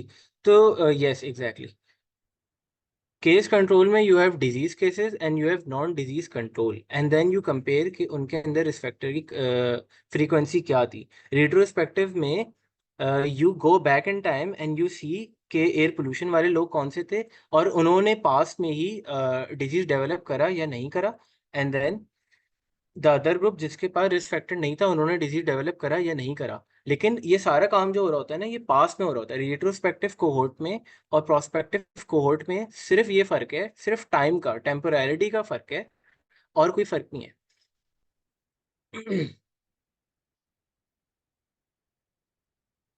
यार what if the health deteriorates, placebo वाले की यार प्रोटोकॉल्स इन प्लेस होते हैं इस तरीके से, किसी को जो है वो कुर्बानी का बकरा बना के नहीं ऐड कर लेते। प्रॉपर प्रोटोकॉल्स प्लेस होते हैं, एडवर्स इफेक्ट का जो होता है वो प्रॉपर वो करते हैं। This is like advance stuff, clinical trial stuff, जो कि हमारे लेवल का नहीं है, लेकिन still again there are systems in place कि अगर किसी की हेल्थ डिटेरिएट करेगी तो आप उसको फिर रिसर्च से बाहर निकाल देते हो, आप उसको जो है वो फिर उसका पार्ट नहीं रखते। ठीक है, आगे बढ़ते हैं। अच्छा अगेन, और वो अहमद, ऐसा इट इज़ अनएथिकल अगर पार्टिसिपेंट को नहीं पता, before doing any kind of research you have to provide proper information to the participant कि देखें हम ये करने जा रहे हैं, इसमें आपका ये बेनिफिट है, इसमें आपके साथ ये हो सकता है, इसमें आपका ये नुकसान हो सकता है, अगर ये हो गया तो ये नुकसान हो सकता है। यूजुअली हम जो है हम इंटरवेंशन नहीं कर रहे होते as medical students, we are not doing any intervention, we are just asking for stuff. ठीक है, अगर कोई इंटरवेंशनल स्टडी होती है तो उसकी फिर अलग वो होती है, कंडीशंस होती हैं। ठीक है, लेट्स गो अहेड, आगे बढ़ते हैं, काफ़ी सारा रह गया कवर करने का। ठीक है, अच्छा स्टडी डिज़ाइन हो गया, उसके बाद हम आते हैं पॉपुलेशन एंड सैम्पलिंग पे। ठीक, अब मुझे रिसर्च करनी है एयर पोल्यूशन और रेस्पिरेटरी हेल्थ आउटकम्स पे। ठीक है, और मेरी पॉपुलेशन जो है, लेट से मुझे रिसर्च करनी है कराची पे। अब कराची की पॉपुलेशन जो है वो कोई 22-23 करोड़ है। ठीक है, तो मैं जा जाके सबसे तो सवाल नहीं पूछ सकता से, ये सबके जो मैं असेस नहीं कर सकता, तो फिर मैं कैसे करूँगा? और मैं हूँ भी एक मेडिकल स्टूडेंट, तो मैं एक बड़ी एपिडेमियोलॉजिकल स्टडी भी नहीं कर सकता। इवन जो सेंसस होता है पाकिस्तान का, वो भी नो, सेंसस तो नहीं, सेंसस तो आई थिंक सबका ही होता है, बट लेट्स से कि हाँ सही है, मैं मेडिकल स्टूडेंट हूँ, मैं तो पूरी स्टडी नहीं कर सकता, तो मैं क्या करूँगा? What would I do? तो मैं बेसिकली ये करूँगा कि पॉपुलेशन जो होगी ना, उसको कंसिडर करते हुए मैं एक अप्रोप्रिएट पॉपुलेशन का रिप्रेजेंटेटिव सैंपल उठाऊंगा जो कि इस पॉपुलेशन को रिप्रेजेंट कर रहा होगा। ठीक है, उसके भी मेथड्स होते हैं, वो भी हम आपको बताएंगे। ठीक है, तो व्हाट डू यू डू, क्योंकि इट इज़ नॉट पॉसिबल कि आप पूरी पॉपुलेशन से डेटा कलेक्ट करें, पूरी पॉपुलेशन को इंक्लूड करें अपनी रिसर्च में। आप उसमें से एक representative, I am using the word representative, representative का मतलब होता है कि जो उस पॉपुलेशन को रिप्रेजेंट कर रहा हो। जैसे सीआर होता है ना, क्लास रिप्रेजेंटेटिव, तो CR is representing the whole class. ठीक है, अगर वो किसी टीचर से जाके कोई भी बात कर रहे हैं, तो बेसिकली टीचर को यही लग रहा है कि वो टीचर को लगता है तो यही है, पता नहीं बाकी सबको लगता ही नहीं, कि वो क्लास को रिप्रेजेंट कर रहे हैं। तो again a sample is a representative subset of your population. ठीक है, हम उसको सेलेक्ट करते हैं, उसके ऊपर अपनी रिसर्च करते हैं, और उससे जो हमें फाइंडिंग्स मिलती हैं उसको हम जनरलाइज कर देते हैं। लेकिन लेकिन जनरलाइज करने के लिए सर्टेन कंडीशंस को मेट करना जरूरी है। ठीक है, a sample is a representative subset of population. We carefully generalize our sample findings to population if conditions are satisfied. After rigorous testing at certain statistically significant क्या चीज़ होती है, पीयर रिव्यू क्या चीज़, पीयर रिव्यू तो मैंने बता दिया, but again के generalise जो है हम किस तरीके से कर सकते हैं, कब हम जो है अपनी फाइंडिंग को जनरलाइज कर सकते हैं, कब हम अपनी फाइंडिंग्स को जनरलाइज नहीं कर सकते। यहाँ पर एक बात मैं आप लोगों को बहुत इंपॉर्टेंट बात बताना चाहूँगा। आई डोंट नो, लेकिन जब सब शुरू में रिसर्च स्टार्ट करते हैं ना, तो सबकी ये कोशिश होती है या एक एस्पिरेशन ये होती है, यार हमारा रिजल्ट जो है ना वो बस स्टेटिस्टिकली सिग्निफिकेंट आ जाए, किसी तरीके से पी वैल्यू जो है ना वो 0.05 से कम आ जाए। मैं इस बात पे फोकस एम्फेसाइज करना चाहूँगा कि अगर आपकी पी वैल्यू जो है वो 0.05 से कम नहीं भी आई ना, your research, your findings are still valid, you can still go ahead and publish it. इसका मतलब ये है कि जो आप करना चाह रहे थे उसको आप प्रूव नहीं कर पाए, इसका मतलब ये नहीं है कि आपका काम बेकार हो गया। It is simply means it simply means कि आपने जो काम किया वो आप प्रूव नहीं कर pi by the set standards. ठीक है, तो आप उसको जनरलाइज तो नहीं कर सकते, लेकिन स्टिल आपने काम करने की कोशिश करी, you can go ahead and you can publish your research, और वो पब्लिश हो जाएगी। ठीक है, तो ये एक मिसकंसेप्शन है कि यार बस रिजल्ट जो है ना वो सिग्निफिकेंट है और उसके लिए लोग जो है ना वो अपने डेटा को उसकी फोर्जरी स्टार्ट कर देते हैं, फॉल्सिफिकेशन स्टार्ट कर देते हैं और गलत तरीके से स्टार्ट कर देते हैं। ठीक है, तो इसको लेकर आपने बिल्कुल टेंशन नहीं ली। जो चीज़ आपकी फाइंडिंग्स हैं आप उनको अच्छे तरीके से लिखें और उनको आप भेज दें। जर्नल के जो जर्नल 4 है उसके हिसाब से होगी तो वो प्रॉबेबली एक्सेप्ट हो जाएगी। ठीक है, अच्छा सैम्पल साइज, फिर आप सैम्पल साइज कैसे कैलकुलेट करेंगे? ठीक है, अगेन पॉपुलेशन का रिप्रेजेंटेटिव सबसेट निकालना है तो उसका भी प्रॉपर मेथड है। अगर आपका सैम्पल साइज प्रॉपरली कैलकुलेट हुआ हुआ होगा तभी ही आप अपनी फाइंडिंग्स को जनरलाइज कर सकते हैं, राइट? तो उसका भी मेथड है, वो भी हम अगले इसमें बात कर लेंगे। ठीक है, अच्छा सैम्पलिंग मेथड्स पे मैं थोड़ी सी आज ज़्यादा बात करूंगा। ठीक है, सैम्पलिंग मेथड्स में there are basically 2 methods, random and non random. ठीक है, इसका दूसरा नाम होता है probability and non probability sampling. ठीक है, इन रैंडम सैम्पलिंग जितने भी लोग हैं ना सबके पास इक्वल चांस होता है to get selected in the research, right? In non random sampling सबके पास इक्वल चांस नहीं होता to get selected, simple as that. But randomization जब आप करते हैं तो उसकी वजह से अगेन एक और चीज़ है जिसकी वजह से कंफाउंडर आपके कंट्रोल हो जाते हैं, वो होती है randomization. But randomization is very hard to achieve. ठीक है, अगेन हमारे जो स्मार्ट ऑब्जेक्टिव थे उसमें था अचीवेबल होना चाहिए। रैंडमाइजेशन मुश्किल नहीं, मुश्किल है, अचीवेबल अलॉट ऑफ टाइम्स जो है ना अचीव करना मुश्किल हो जाता है। जितना भी हमारा एक लिमिटेशन हो जाती है रैंडमाइजेशन अचीव करना। ठीक है, तो यूजुअली रैंडमाइजेशन जो होती है वो आपकी होती है आरसीटीज में, रैंडमाइज कंट्रोल ट्रायल्स में। अगेन जितना हायर लेवल ऑफ एविडेंस होगा उसके अंदर ये आपको सारी चीज़ें मिलेंगी। ठीक है, रैंडमाइजेशन होगी, डबल ब्लाइंड होगा। ठीक है, कंफाउंडर्स जो है बड़े अच्छी तरीके से कंट्रोल हुए होंगे। ठीक है, तो ये जो मैं कीवर्ड्स बोल रहा हूँ ना इनके ऊपर आप लोगों ने खुद से भी पढ़ना है। ठीक है, मेरे एक सेशन में आप लोगों को हो सकता है हर चीज़ समझ ना आए, तो आपने अगर अच्छी आगे जाके रिसर्चेस करनी है, अच्छा एक काबिल रिसर्चर बनना है, तो इन चीज़ों के कॉन्सेप्ट को बिल्कुल क्लियर करना है कि रैंडमाइजेशन क्या है, ठीक है, कन्फाउंडर्स क्या होते हैं, लेवल्स ऑफ एविडेंसेस क्या हैं, इस तरीके से और भी बज़वर्ड्स होते हैं। ठीक है, तो रैंडमाइजेशन इज़ लाइक किंग। अगर आपका जो डेटा है अगर आपने रैंडमाइजेशन के थ्रू कलेक्ट किया है तो आपकी फाइंडिंग्स जो है वो बड़ी स्ट्रांग होंगी। आप there is a highly likely chance कि आप उसको जनरलाइज कर सकते हैं टू द पॉपुलेशन। ठीक है, now let's come to the examples of random types of random और प्रोबेबिलिटी सैम्पलिंग। तो मैंने अगेन जैसे कि पहले बताया, इन अ रैंडम और प्रोबेबिलिटी सैम्पलिंग जितनी भी आपकी पॉपुलेशन है, ठीक है, जिनको आप इंक्लूड करना चाह रहे हैं उनके पास इक्वल प्रोबेबिलिटी होती है कि वो चूज कर जाए। ठीक है, how do we achieve that? ठीक है, तो उसके लिए रैंडम कंप्यूटर पे सॉफ्टवेयर होते हैं, रैंडम नंबर जनरेटर होता है। ठीक है, तो आपने जो है ना रिसर्च कर रहे हैं आप उस पे एयर पोल्यूशन पे, और आप जो हैं डेटा कलेक्ट कर रहे हैं यूनिवर्सिटी में। ठीक है, तो लेट्स से कि क्लास के अंदर जो है ना 300 लोग बैठे हैं, तो आपने डिसाइड कर लिया कि भाई हर थर्ड पर्सन को जो है ना मैं इंक्लूड करूंगा अपनी रिसर्च में। ठीक है, तो दैट इज बेसिकली रैंडमाइजेशन। ठीक है, तो ये हो गई सिस्टमैटिक। ठीक है, दूसरा होता है कि आप रैंडम नंबर जनरेटर, ठीक है, आपने उस कंप्यूटर में डाल दिया कि ठीक है 300 is my sample size, population मेरी 10 लाख है। ठीक है, और अचीवेबल मतलब सबके पास मैं पहुंच सकता हूँ, या लेट से कि चलो इसको ऐसे कर लेते हैं 300 का लेक्चर हॉल है और मुझे उसमें से 50 लोगों की सैम्पलिंग करनी है। ठीक है, तो रैंडम कंप्यूटर जनरेटर जो है ना 1 से 300 के दरमियान मुझे एक रैंडम नंबर्स की लिस्ट जनरेट करके दे देगा, and that will be randomization. ठीक है, तो सिंपल रैंडम ये हो गई कि कोई से भी रैंडम नंबर मिल जाएंगे। सिस्टमैटिक में होगा कि हर 2 के बाद, इसमें जैसे इन्होंने हर 2 के बाद किया हुआ है उस तरीके से, जैसे कि फर्स्ट होगा फिर थर्ड होगा फिर फिफ्थ होगा फिर इस तरीके से so on and so fourth. ठीक है, 2 और टाइप्स होती हैं जिसमें you Stratify your sample before randomly selecting them. ठीक है, लेट से कि मुझे जो है मेरी कोई रिसर्च ऐसी है जिसमें मुझे मेल्स और फीमेल्स का अलग अलग रिजल्ट चाहिए, तो पहले जो है मैं मेल्स और फीमेल्स के ग्रुप को स्ट्रेटिफाई कर दिया, मैंने अलग कर दिया, फिर उन 2 ग्रुप्स में से मैंने रैंडमली सेलेक्ट कर लिया। अगेन रैंडमली मैं सेलेक्ट ही करूंगा, किसी में क्लस्टर में होता है कि फिर आपने डिफरेंट क्लस्टर्स बना दिए।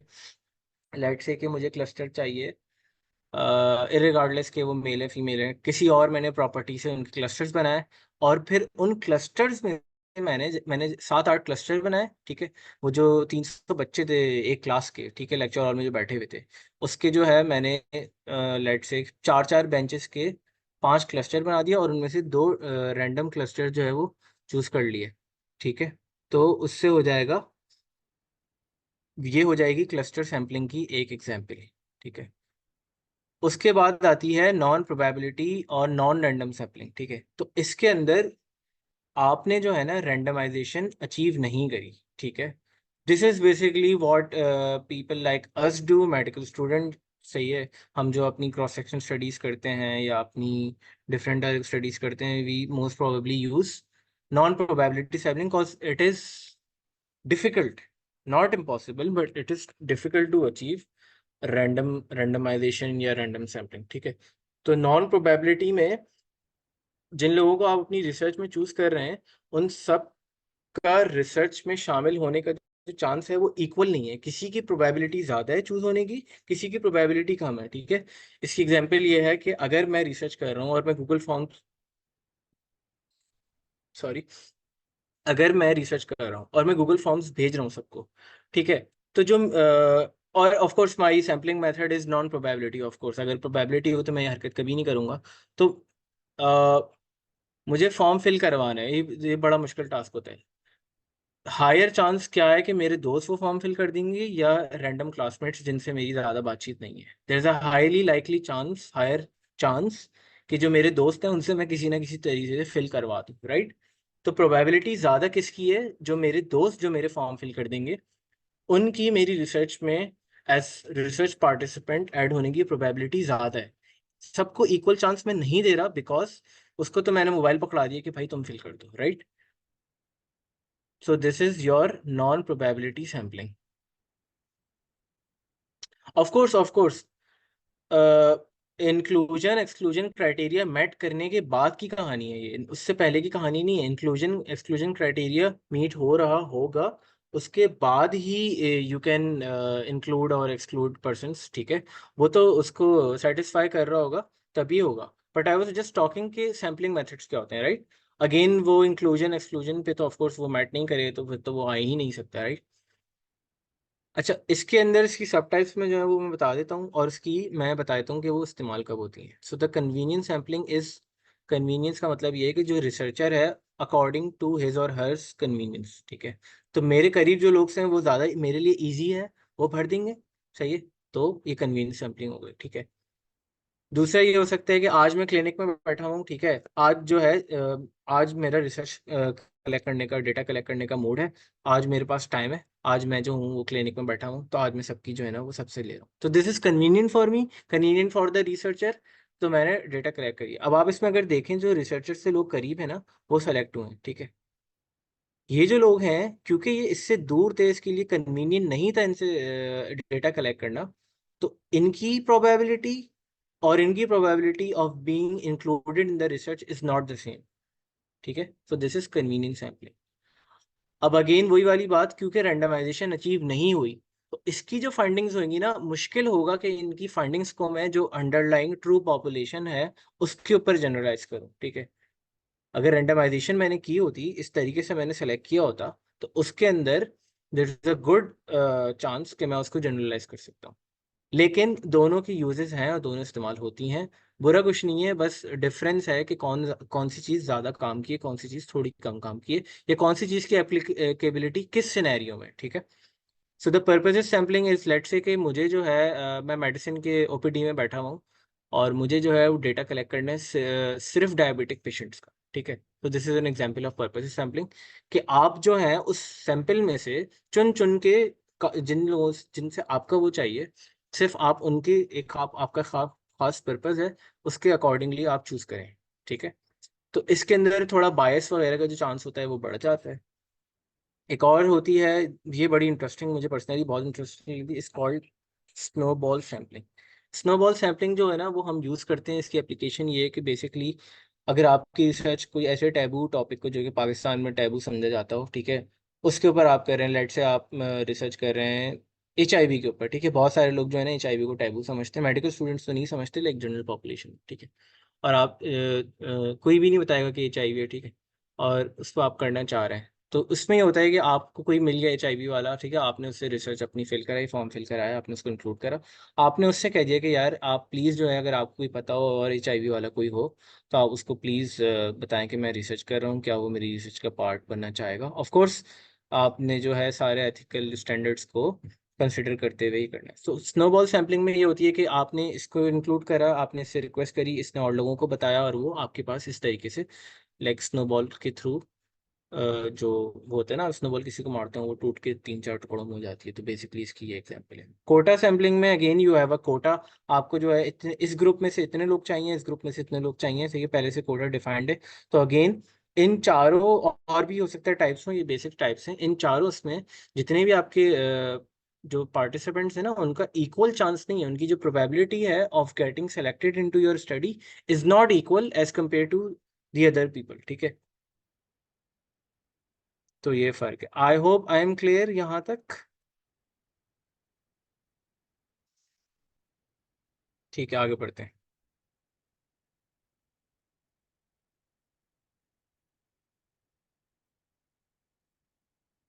अच्छा, फिर हम आते हैं डेटा कलेक्शन के ऊपर। अच्छा, अब आपने सैम्पलिंग कर ली, अब आप जो है ना वो डेटा कलेक्ट करने जा रहे हैं, ठीक है। तो अब आप डेटा कैसे कलेक्ट करेंगे? So we can use different tools collect data for basic clinical and demographic information, ठीक है। आप एज क्या है, हाइट क्या है, ये क्या है, वट एवर, ठीक है। बट अगर आपने कोई सब्जेक्टिव चीज़ मालूम करनी है जिसकी हर किसी का आंसर डिफरेंट होगा, तो उसके लिए you have to use a validated instrument, ठीक है। Let me explain. हम क्या रिसर्च करने जा रहे हैं? हम क्वांटिटेटिव रिसर्च करने जा रहे हैं। तो क्वांटिटेटिव में हमें हर चीज को क्वांटिफाई करना लाजमी है, ठीक है। How are you feeling today, ठीक है। इस चीज का जवाब जो है ना बड़ा सब्जेक्टिव हो सकता है। आप इसको क्वांटिफाई कैसे करेंगे? On a scale of 1 to 10, how are you feeling today, 1 being very sad, 10 being very happy. तो आपने इसको क्वांटिफाई कर दिया, ठीक है। ये एक बड़ी हाइपोथेटिकल सी एग्जांपल है। इन रियल लाइफ आपको क्या होता है, आपके पास हर चीज़ के पहले से वैलिडेटेड इंस्ट्रूमेंट्स मौजूद होते हैं, ठीक है। सो फॉर एग्जांपल, आपको मालूम करना है लोगों का परसीव स्ट्रेस क्या है, तो उसके लिए एक मौजूदा स्केल मौजूद होगा जिसको आप यूज़ कर लेंगे, और लोगों से वो स्केल जो होगा वो उनके एक सब्जेक्टिव फिनोमिना को क्वांटिफाई कर देगा। ऑब्जेक्टिवली आप उसको असेस कर लेंगे, ठीक है। दूसरा तरीका ये होता है कि आप अपना टूल खुद बनाएं, ठीक है। थोड़ा सा मुश्किल तरीका है लेकिन ये भी होता है। लेकिन उसके अंदर ये होता है कि there is a whole scientific method to develop a tool, ठीक है। और उसके अंदर फिर आप उसको, आपने उसको दूसरे साइंटिस्ट से वैलिडेट करवाना होता है, उसकी इंटरनल कंसिस्टेंसी चेक करनी होती है, उसकी वैलिडिटी चेक करनी होती है, उसकी रिलायबिलिटी चेक करनी होती है, ठीक है। So this is beyond the scope of this session, लेकिन मैंने एक जनरल आइडिया देने के लिए कि ऐसे भी काम हो सकता है, उसको आप जो है वो सीख सकते हैं। अगर कोई ऐसी चीज़ आपको मालूम करनी है जिसका कोई किसी ने आज तक स्केल बनाया ही नहीं, आप क्या करेंगे? तो you can do this too, ठीक है। थोड़ा सा मुश्किल है लेकिन आप ये कर सकते हैं, ठीक है। सो जैसे कि अगर आपने किसी से मालूम करना है कि आपकी एक्टिविटी लेवल्स क्या हैं, तो भाई हो सकता है किसी के लिए सीढ़ियाँ ही उतरना चढ़ना जो है ना बड़ा मुश्किल काम हो, तो होता है भाई मेरी तो बड़ी एक्टिविटी रहती है जी। अच्छा, क्या एक्टिविटी रहती है जी? मैं रोज़ यूनिवर्सिटी से जो है ना वो पीट्स वॉट की रोटेशन करके आता हूँ, ठीक है। और दूसरा बंदा है वो कहता है कि यार ये कोई एक्टिविटी थोड़ी है, असल एक्टिविटी है कि रोज आप 1 घंटा जो एक्सरसाइज करें। तो अगेन सब्जेक्टिव हो गया, हर किसी के लिए डिफरेंट डिफरेंट वो है, तो आपने इसको क्वांटिफाई करना है। क्वांटिफाई आप कैसे करेंगे? तो उसके लिए वैलिडेटेड इंस्ट्रूमेंट्स आते हैं, हर चीज़ का, ऑलमोस्ट हर चीज़ का आपको स्केल मिल जाएगा। मैंने एक स्केल देखा था, वो था कि आपने किसी अ, ये आप कैसे असेस करेंगे कौन कितना रिलीजियस है, राइट? उसका भी मैंने एक स्केल देखा हुआ, मजे की बात। तो again quantifying the subjective stuff for objective analysis, उसके लिए वी यूज वैलिडेटेड इंस्ट्रूमेंट्स, ठीक है। I learn this the hard way, let me tell you about my stupid mistake. मैंने क्या करा था, मैं रिसर्च डिजाइन करी मैंने, ठीक है। मैंने उसके अंदर स्ट्रेस, लाइक मुझे जो है स्ट्रेस रिकॉर्ड करना था पार्टिसिपेंट्स का, मैंने उसमें लिख दिया on a scale of 1 to 10 how stress do you feel. So this is very stupid, ठीक है। तो मुझे जो है वो फिर जो मेरे सुपरवाइजर थे उन्होंने मुझे समझाया कि आप जो हैं जो सब्जेक्टिव चीज़ें होती हैं उनको इस तरीके से आप नहीं पूछते, ठीक है। उसके लिए आप ये भी नहीं करते on a scale of 1 to 10, ठीक है। आप उसको जो है, या आई थिंक मैंने ये कह रहा था कि डू यू फील स्ट्रेस, ठीक है। So this is very subjective. हर किसी का अलग अपना अपना थ्रेशोल्ड होता है ना। तो अगेन सब्जेक्टिव फिनोमेना को हम क्वांटिफाई करते हैं by using already made validated instruments, या हम अपना खुद बना लेते हैं। आई होप आई एम क्लियर। बस 2 से 3 स्लाइड्स रह गई, एथिकल कंसिडरेशंस की रह गई, और फिर मैं ऐड करूंगा। आई एम सो सॉरी, ये काफ़ी स्ट्रेच हो गया because of the internet issues, थोड़ा सा वो भी हो गया, लेकिन आई होप कि अब तक क्लियर होऊंगा मैं। Should be go ahead? यार सब सो तो नहीं गए? अच्छा, वो मेरा मेरा नेट का प्रॉब्लम है। ठीक है, सही है। ओके। अच्छा हाँ, यार असद रजा ने जो है ना एक बात कही थी कि अनएथिकल तो नहीं होगा कि अगर हम जो है वो उसको प्लासीबो में डाल दें। तो Asad Raza, if you are here तो प्लीज़ लिसन टू दिस। इस स्लाइड का मैंने नाम रखा है, this is very exciting to me. In how would we get our own skill? Bro, there is a whole method, you have to get it validated, you have to develop it, ठीक है। उसका एक proper, basically you can do a research, आप उसको भी publish कर सकते हैं जिसमें आपने अपना सिर्फ एक स्केल बनाया हुआ, ठीक है। जैसे कि स्ट्रेस का स्केल बना हुआ है ना, तो आपको जो है आइडिया है कि यार इस चीज़ पे मैं स्केल बना सकता हूँ, आप उसको बनाओ, ठीक है। उसका एक पूरा अलग साइंटिफिक मेथड होता है, अगेन वो इंट्रोडक्शन टू रिसर्च मेथोडोलॉजी के स्कोप से बियॉन्ड है, मैंने बस एक आइडिया दे दिया कि ऐसे भी एक चीज़ हो सकती है, ठीक है। You have to work on it, आपको बनाना होगा, वैलिडेशन के जो तरीके होते हैं उनको फॉलो करना होगा, कंसिस्टेंसी, अगेन ये स्टेटिस्टिकल मेथड्स भी यूज़ होते हैं, और साइंटिस्ट की हेल्प भी यूज़ होती है, रिव्यूअर्स ऐड होते हैं, काफ़ी सारा तरीका होता है पूरा इसका, ठीक है। सो इस स्लाइड का मैंने नाम रखा है the dark side of science, ठीक है। सो अगेन रिसर्च बहुत अच्छी चीज़ है, हम जो है बड़ी काम काम की चीज़ें से इन्वेंट कर लेते हैं, लेकिन हमारी हिस्ट्री जो है वो कोई इतनी बहुत ज़्यादा जो है वो साफ़ सुथरी नहीं है, ठीक है। तो वर्ल्ड वॉर टू में, ठीक है, जंग अजीम, जो दूसरी जंग अजीम हुई थी उसके अंदर नाजी रिजीम ने बहुत सारे एक्सपेरिमेंट्स करे थे, and these were scientific experiments जिनकी जो रिजल्ट्स थे वो पब्लिश भी होते, ठीक है। और बाद में जो है अभी जो है वो साइंटिस्ट जो हैं वो पिछले कुछ सालों तक ये भी डिबेट करते रहे कि इन एक्सपेरिमेंट्स की जो कंक्लूजन या फाइंडिंग्स हैं, क्या हम उनको यूज़ करें या हम एनिमल बेस्ड। बेसिकली मसला पता है क्या था? सबसे बड़ा मसला ये था कि जो एक्सपेरिमेंट्स ना, ये इन्होंने इंसानों के ऊपर किए थे, ह्यूमंस के ऊपर किए थे। आप कभी भी ह्यूमंस के ऊपर एक्सपेरिमेंट्स नहीं करते। Randomise control trial is not an experiment. उसके अंदर एक ड्रग होती है, ठीक है, उसकी आपकी पहले आपने उसको ऑलरेडी टेस्ट किया होता है जानवरों के ऊपर, ठीक है, एनिमल्स के ऊपर। उसके बाद जब आपको उसकी सेफ्टी प्रोफाइल, ठीक है, there are phases of clinical trials, ठीक है। तो वो जो फेजेस होते हैं उसमें एक फेज होता है जिसमें आप इंसानों के ऊपर टेस्ट करते हैं, और आप वो टेस्ट सिर्फ उसकी एफिकेसी करते हैं कि ड्रग जो है उसका फायदा आ रहा है या नहीं आ रहा, राइट। तो प्रॉपर एक तरीका होता है जिसमें लेवल्स होती हैं, उसको आप फॉलो करते हैं। ऑफ कोर्स नाजीज ने ये नहीं करा, उन्होंने जो है जो जूस थे जो उनके पास कैद थे उनके ऊपर उन्होंने बहुत सारे एक्सपेरिमेंट्स करे, उनको मैंने लिस्ट डाउन कर दिए, ठीक है। Auschwitz twins experiment, high altitude experiment, उन्होंने फ्रीजिंग एक्सपेरिमेंट्स किए हाइपोथर्मिया को देखने के लिए ट्रीट कैसे कर सकते हैं। सल्फोनामाइड, जो कि एक बड़ी इंपॉर्टेंट ड्रग है, उसकी टाइप 2 डायबिटीज़ में आप यूज़ करते हैं sulfonylureas and other. Sulfonamide I think anti microbial है, खैर। तो ये वाली ड्रग्स जो है यूज़ करेंगे, ठीक है। स्टेरिलाइजेशन उन्होंने जो है ना, तो हर किस्म की जो है ना उन्होंने, जो आप वर्स्ट तरीन चीज़ कर सकते थे इंसानों के साथ वो उन्होंने यूज़ करी। मस्टर्ड गैस, बेसिकली व्हाट उन्होंने क्या करा, उन्होंने मस्टर्ड गैस जो है इस्तेमाल करी और उसका असर देखा इंसानों के ऊपर, और उन्होंने वेपन्स डेवलप करे, ठीक है। और उनकी जस्टिफिकेशन क्या थी कि एवरीथिंग इज फेयर। आप लोगों को पता है आगे क्या होता है। Everything, how much matters left from, just 2 और 3 मोर स्लाइड्स, ठीक है। The dark side of science. उसके बाद एक और जो मैं बताना चाहूँगा कि जो अमरीकी हैं, ठीक है, वो भी बड़े दूध के धुले नहीं है, ठीक है। तो उन्होंने भी जो है वो पास में काफ़ी सारी उल्टी सीधी हरकतें करी हैं, ठीक है। ये जो सिफिलिस स्टडी है इसका जो मैंने पढ़ा था तो मुझे बहुत वो हुआ था, तो इसका मैंने ऐड कर दिया इसकी डिटेल्स, ठीक है। इसमें बेसिकली हुआ था कि यूएस के पब्लिक हेल्थ सर्विस, ठीक है, पब्लिक हेल्थ वाले लोगों ने खुद ये हरकत करी। उन्होंने क्या करा कि उन्होंने स्टडी के अंदर ट्रीटमेंट को विदहोल्ड किया अफ्रीकन अमेरिकन से, ठीक है, जिनको सिफिलिस था, ठीक है।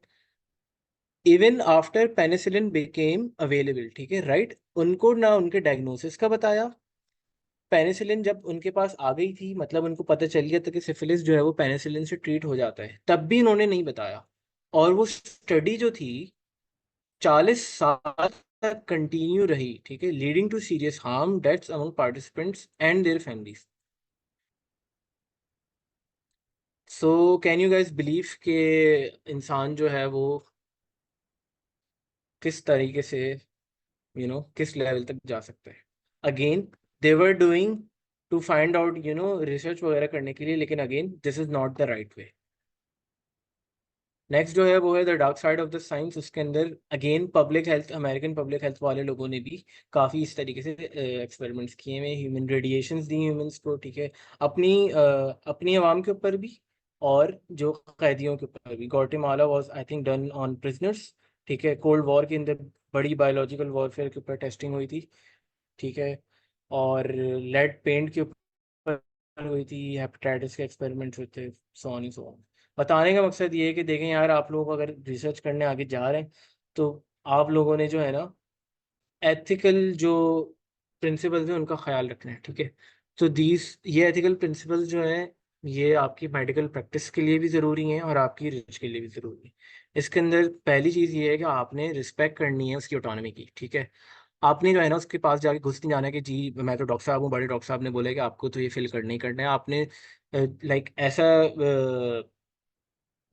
सीन क्रिएट कर दिया कि आपने उसको चॉइस ही ना दी कि वो ऐड हो सके या नहीं। और वो बेचारे जो पेशेंट्स होते हैं वो वैसे ही इंटरमीडिएट हो जाते हैं, क्योंकि वो एक अलग सोशो इकोनॉमिक क्लास और बैकग्राउंड से आए हुए होते हैं।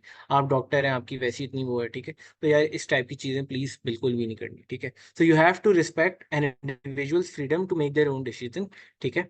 अब ये बताता हूँ ये आप किस तरीके से करेंगे। You have to act in the best interest of the individual, ठीक है। आपने जो है उसके बेनिफिट के लिए काम करना है, ठीक है। आपकी रिसर्च से उसको बेनिफिट हो, ठीक है, और आपकी रिसर्च से या आपकी रिसर्च के प्रोसेस के दरमियान उसको कोई हार्म ना हो, ठीक है। तो do good, do no harm, ठीक है, and you have to treat all individual with fairness, quality and partiality, ठीक है। तो आपका कोई बायस नहीं होना चाहिए, सही है। और ये चारों प्रिंसिपल जो हैं ये आपकी मेडिकल रिसर्च में भी अप्लाई होते हैं और आपकी क्लिनिकल प्रैक्टिस में भी अप्लाई होते हैं, ठीक है। तो आपको इन सब चीज़ों का ख्याल रखना है, ठीक है। हम ये रिसर्च में कैसे करते हैं? अच्छा, ये एथिकल कंसिडरेशंस जो आई थी ना, ये जब ये नाजीज और अमेरिकन ने ये सब चीज़ें करी थी, उसके बाद इसके ऊपर प्रॉपर जो है ना वो ट्रायल्स हुए थे, ठीक है। इंटरनेशनल जो क्रिमिनल ट्रिब्यूनल्स होते थे, उसके बाद जो है साइंटिस्ट बैठे, ठीक है, हेल्सिंकी डिक्लेरेशन थी, एक न्यूरेमबर्ग कोड था, उसके बाद उन्होंने डिसाइड किया कि ठीक है अब हम जो है आगे जाके ऐसी चीज़ें नहीं करेंगे। सब उस पर मुत्तफिक हो गए थे and they decided that we are not going to do these things again. हम जो है इसका प्रॉपर तरीका फॉलो करेंगे। तो उसका प्रॉपर तरीका क्या है? इन्फॉर्म्ड कंसेंट, ठीक है।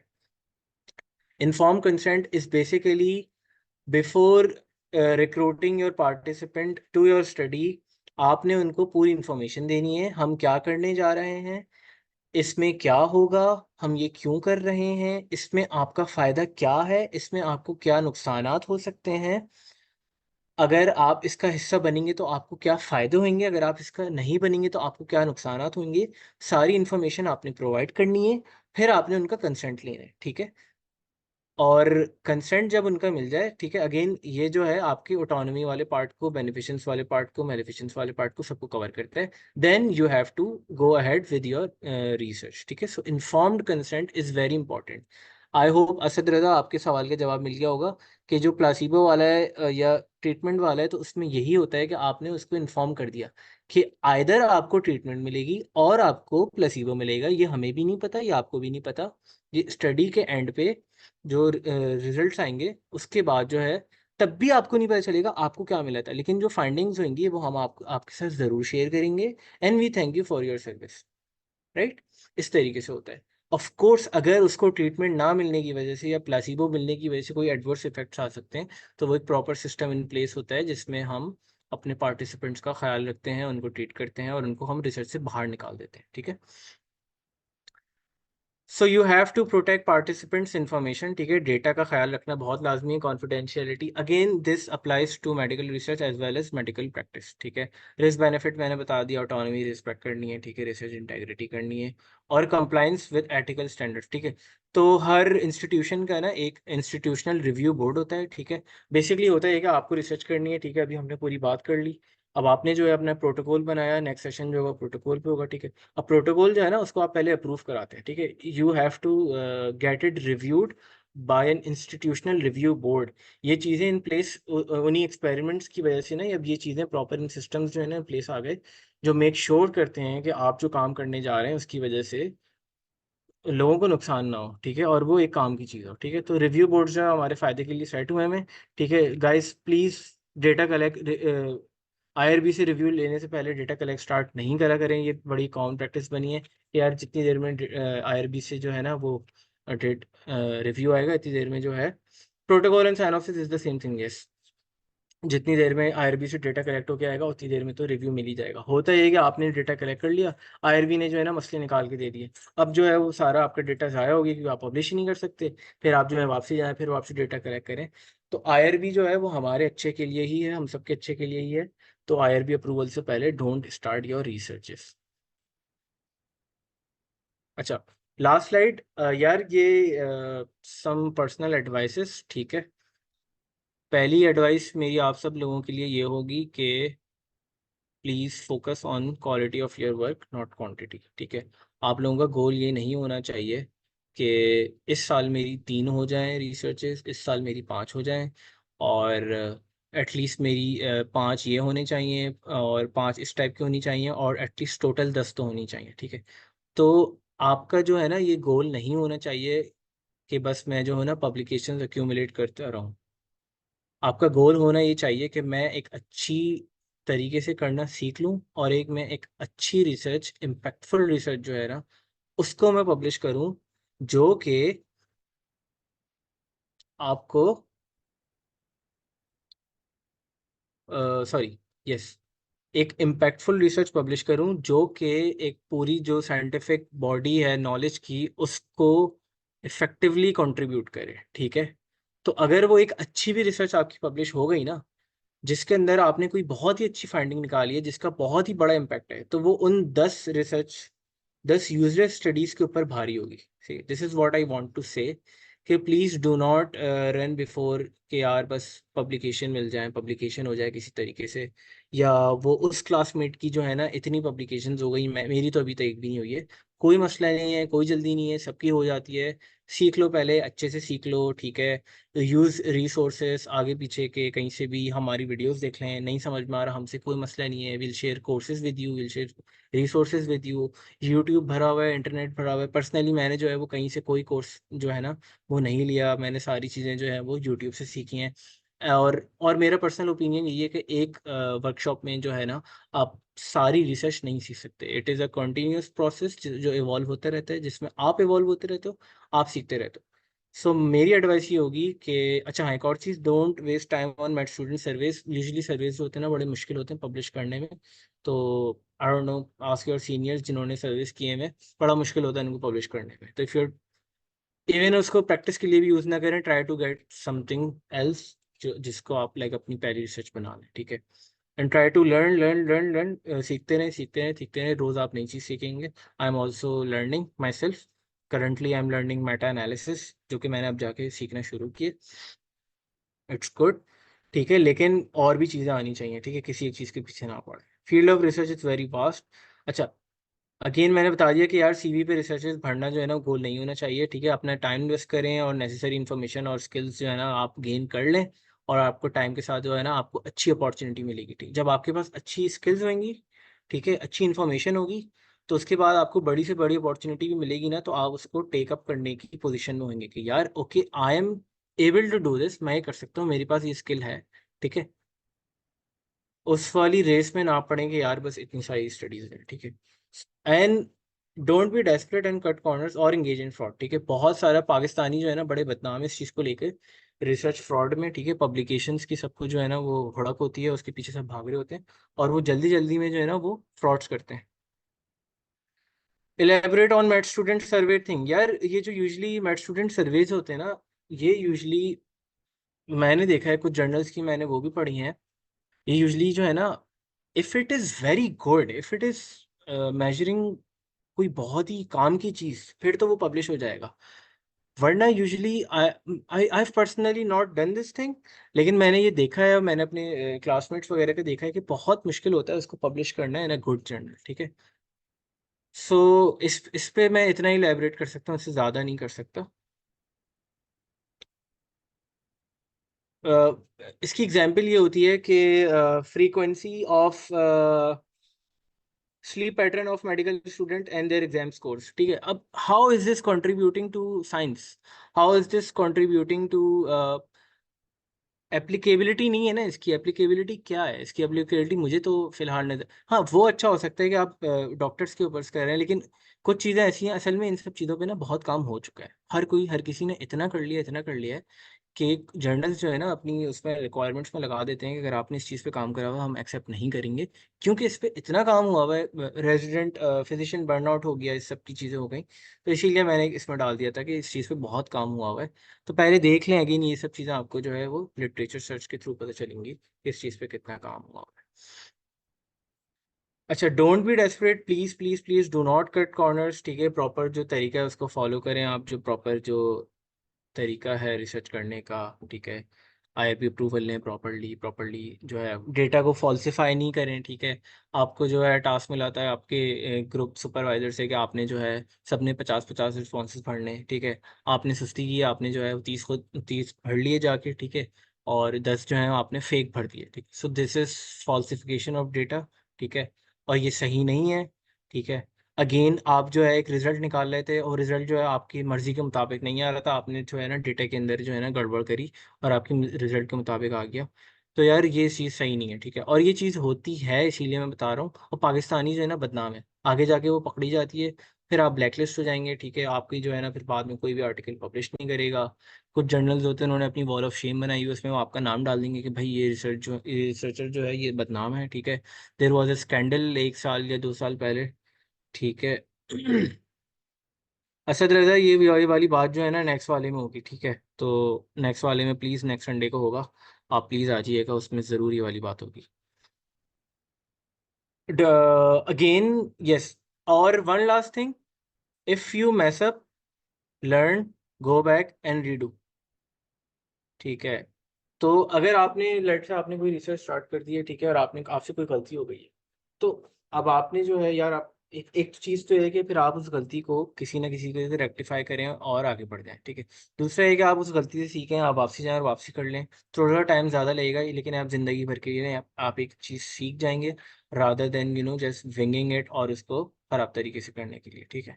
और ये एक मैंने नीचे लिख दिया था, आई डोंट नो, मैंने किसी के मुंह से सुना था यार, बस एक मैटर पब्लिश हो जाए उसके तो दो दो हो गए, तो यार ये नहीं करना, ठीक है। हर किसी की स्किल सेट जो होता है ना वो अलग होता है, ठीक है। हर किसी का लर्निंग कर्व जो होता है वो अलग होता है। फोकस ऑन योर सेल्फ, ठीक है, it is not a race. मेरे एक दोस्त ने मुझे कहा था, बड़ी अच्छी चीज़ कही थी, या किसी हमारे किसी टीचर ने कहा था, it is not a race, it is a marathon, ठीक है। So you just have to keep on going, सीखते रहें और आगे बढ़ते रहें, भागे नहीं, ठीक है। मैराथन में ये होता है ना। So this is it. अच्छा, thank you guys for tuning in again, extremely sorry जो बीच में टेक्निकल मसले हुए थे, होपफुली नेक्स्ट टाइम नहीं होंगे। When is the next session, we are trying कि हर संडे हम रखें, तो नेक्स्ट सेशन जो होगा वो नेक्स्ट संडे को होगा, सेम टाइम पे होगा। Maryam Kainat is asking how long does a good research takes approx, this is very variable, कोई वो नहीं है, मतलब डिपेंड करता है। अच्छा, one more thing before you guys leave, के चैट में जो है ये एक लिंक होगा गूगल फॉर्म्स का, this is a feedback form, so we need your guys feedback, ठीक है। आप लोग प्लीज़ हमारा जो है, अच्छा, I am here for next, let's, सही है, मैं 10 मिनट तक यहीं पे हूँ, कोई भी सवाल you guys can ask me, ठीक है। लेकिन मैं इसको फॉर्मली एंड करने से पहले जो है ना मैं बताता हूँ हाँ यार, ये जो फीडबैक फॉर्म है ना, इस गूगल फॉर्म पे लिंक है, आप लोग प्लीज़ ये फिल ज़रूर कीजिएगा, ठीक है। Thank you guys so much, thank you guys for tuning in. I hope कि कुछ अच्छा हो गया होगा आज हमसे, और हम लोग ये चाह रहे हैं कि हम इसको कंटिन्यू करें, और अगला सेशन जो होगा ना वो लिटरेचर सर्च और how to come up with a topic, how to develop your synopsis और proposal, how to get your IB approval, उन सब चीज़ों पे होगा। अच्छा, आई थिंक मैंने सारी चीज़ें कवर कर ली हैं। सही है, thank you guys, thank you everyone. अब अगर कोई सवाल है तो आई am here for next 10 minutes. हाँ, अच्छा, ये मैंने बता दिया कि इसकी कोई वो नहीं है गुड रिसर्च की, वो डिपेंड करता है आपकी टीम के ऊपर, आपके ऑब्जेक्टिव के ऊपर। दिस इज़ वेरी वेरिएबल ना, डिपेंड करता है किस चीज़ के ऊपर आप क्या चीज़ कर रही हैं। आप कोई ऐसी चीज़ मेजर कर रही हैं जिसके आपके पार्टिसिपेंट्स ही नहीं मिल रहे, तो ऑफकोर्स आपको बहुत ज़्यादा टाइम लग जाएगा उसको करने में। आप कोई ऐसी चीज़ मेजर कर रही हैं जिसका आपको इजीली डेटा मिलता है, तो आपको क्योंकि क्रॉस सेक्शन स्टडी में तो यही है कि आपको बस फॉरन चाहिए, तो अगर आप कोई ऐसी चीज़ मेजर कर रही हैं जिसका इजीली डेटा मिल जाएगा, तो आप एक हफ्ते में भी आप डेटा कलेक्ट कर सकती हैं। तो depends on your team, depends आपके लोग कितने हैं, डिपेंड्स सबका एक्सपीरियंस कैसा है, डिपेंड काम करने वाले लोग हैं या नहीं है, सब वक्त पे काम कर रहे हैं। बट डॉक्टर जावेद अकबर दर्स सेक्रेटरी के बड़े अच्छे डॉक्टर हैं, फोर्थ ईयर को पढ़ाते हैं, फोर्थ ईयर में सेक्रेटरी एट एसएमसी। उन्होंने मुझे कहा था कि देखो बेटा, रिसर्च जो होती है ना उसको आप फोर्स नहीं कर सकते, उसमें आप ज़बरदस्ती नहीं कर सकते, तो वो आहिस्ता आहिस्ता खुद ही होती रहती है। जो इंटरेस्टेड लोग होते हैं वो मिल जाते हैं और वो फिर आपके साथ आहिस्ता आहिस्ता काम करते हैं। तो वो एक बहुत अच्छी एडवाइस थी जो उन्होंने मुझे दी थी। Which international journals? There are many international journals. Thank you guys. Thank you guys. Will you guys be posting the feedback form link? We have posted the feedback form link here on the chat. Sure, we will post it on the Instagram too. Yes, recording जो है session की upload करेंगे, वो अब वो देखते हैं हम लोग के रिकॉर्ड हुआ भी है या नहीं हुआ, क्योंकि बीच में बहुत ज़्यादा मसले आए थे, मैंने अपनी वीडियो भी बंद कर दी थी। रिकॉर्डिंग की तो है, उसको आने में लेकिन टाइम लगेगा। आ तो जाएगी, हमारा गोल यही है कि हम उसको रिकॉर्ड करके यूट्यूब पर डालें, लेकिन उसमें टाइम लगेगा। How to find journals that are either free or less expensive in PubMed indexed for? Talha, इसके ऊपर हमारा सेशन आएगा, ठीक है। सेकंड, अभी फॉरेन तो नहीं आएगा, लेकिन जब हम पब्लिशिंग और राइटिंग और मैन्युस्क्रिप्ट राइटिंग पे बात करेंगे तब हम ज़रूर इस पे बात करेंगे। तो थोड़े से वीक्स रुक जाओ, इस पे ज़रूर आएगा।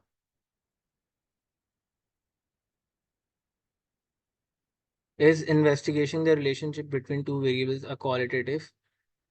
डिपेंड्स कि आप इन्वेस्टिगेट कैसे कर रही हैं। अगर आप एक चीज़ मेजर कर रही हैं तो वो क्वांटिटेटिव है, अगर आप जो है वो लोगों से उसके बारे में इंटरव्यू कर रहे हैं तो वो क्वालिटेटिव हो जाएगा, ठीक है।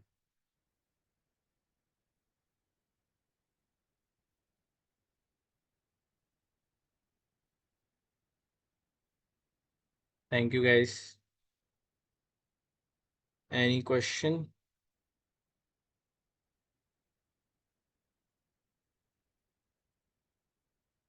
ठीक है,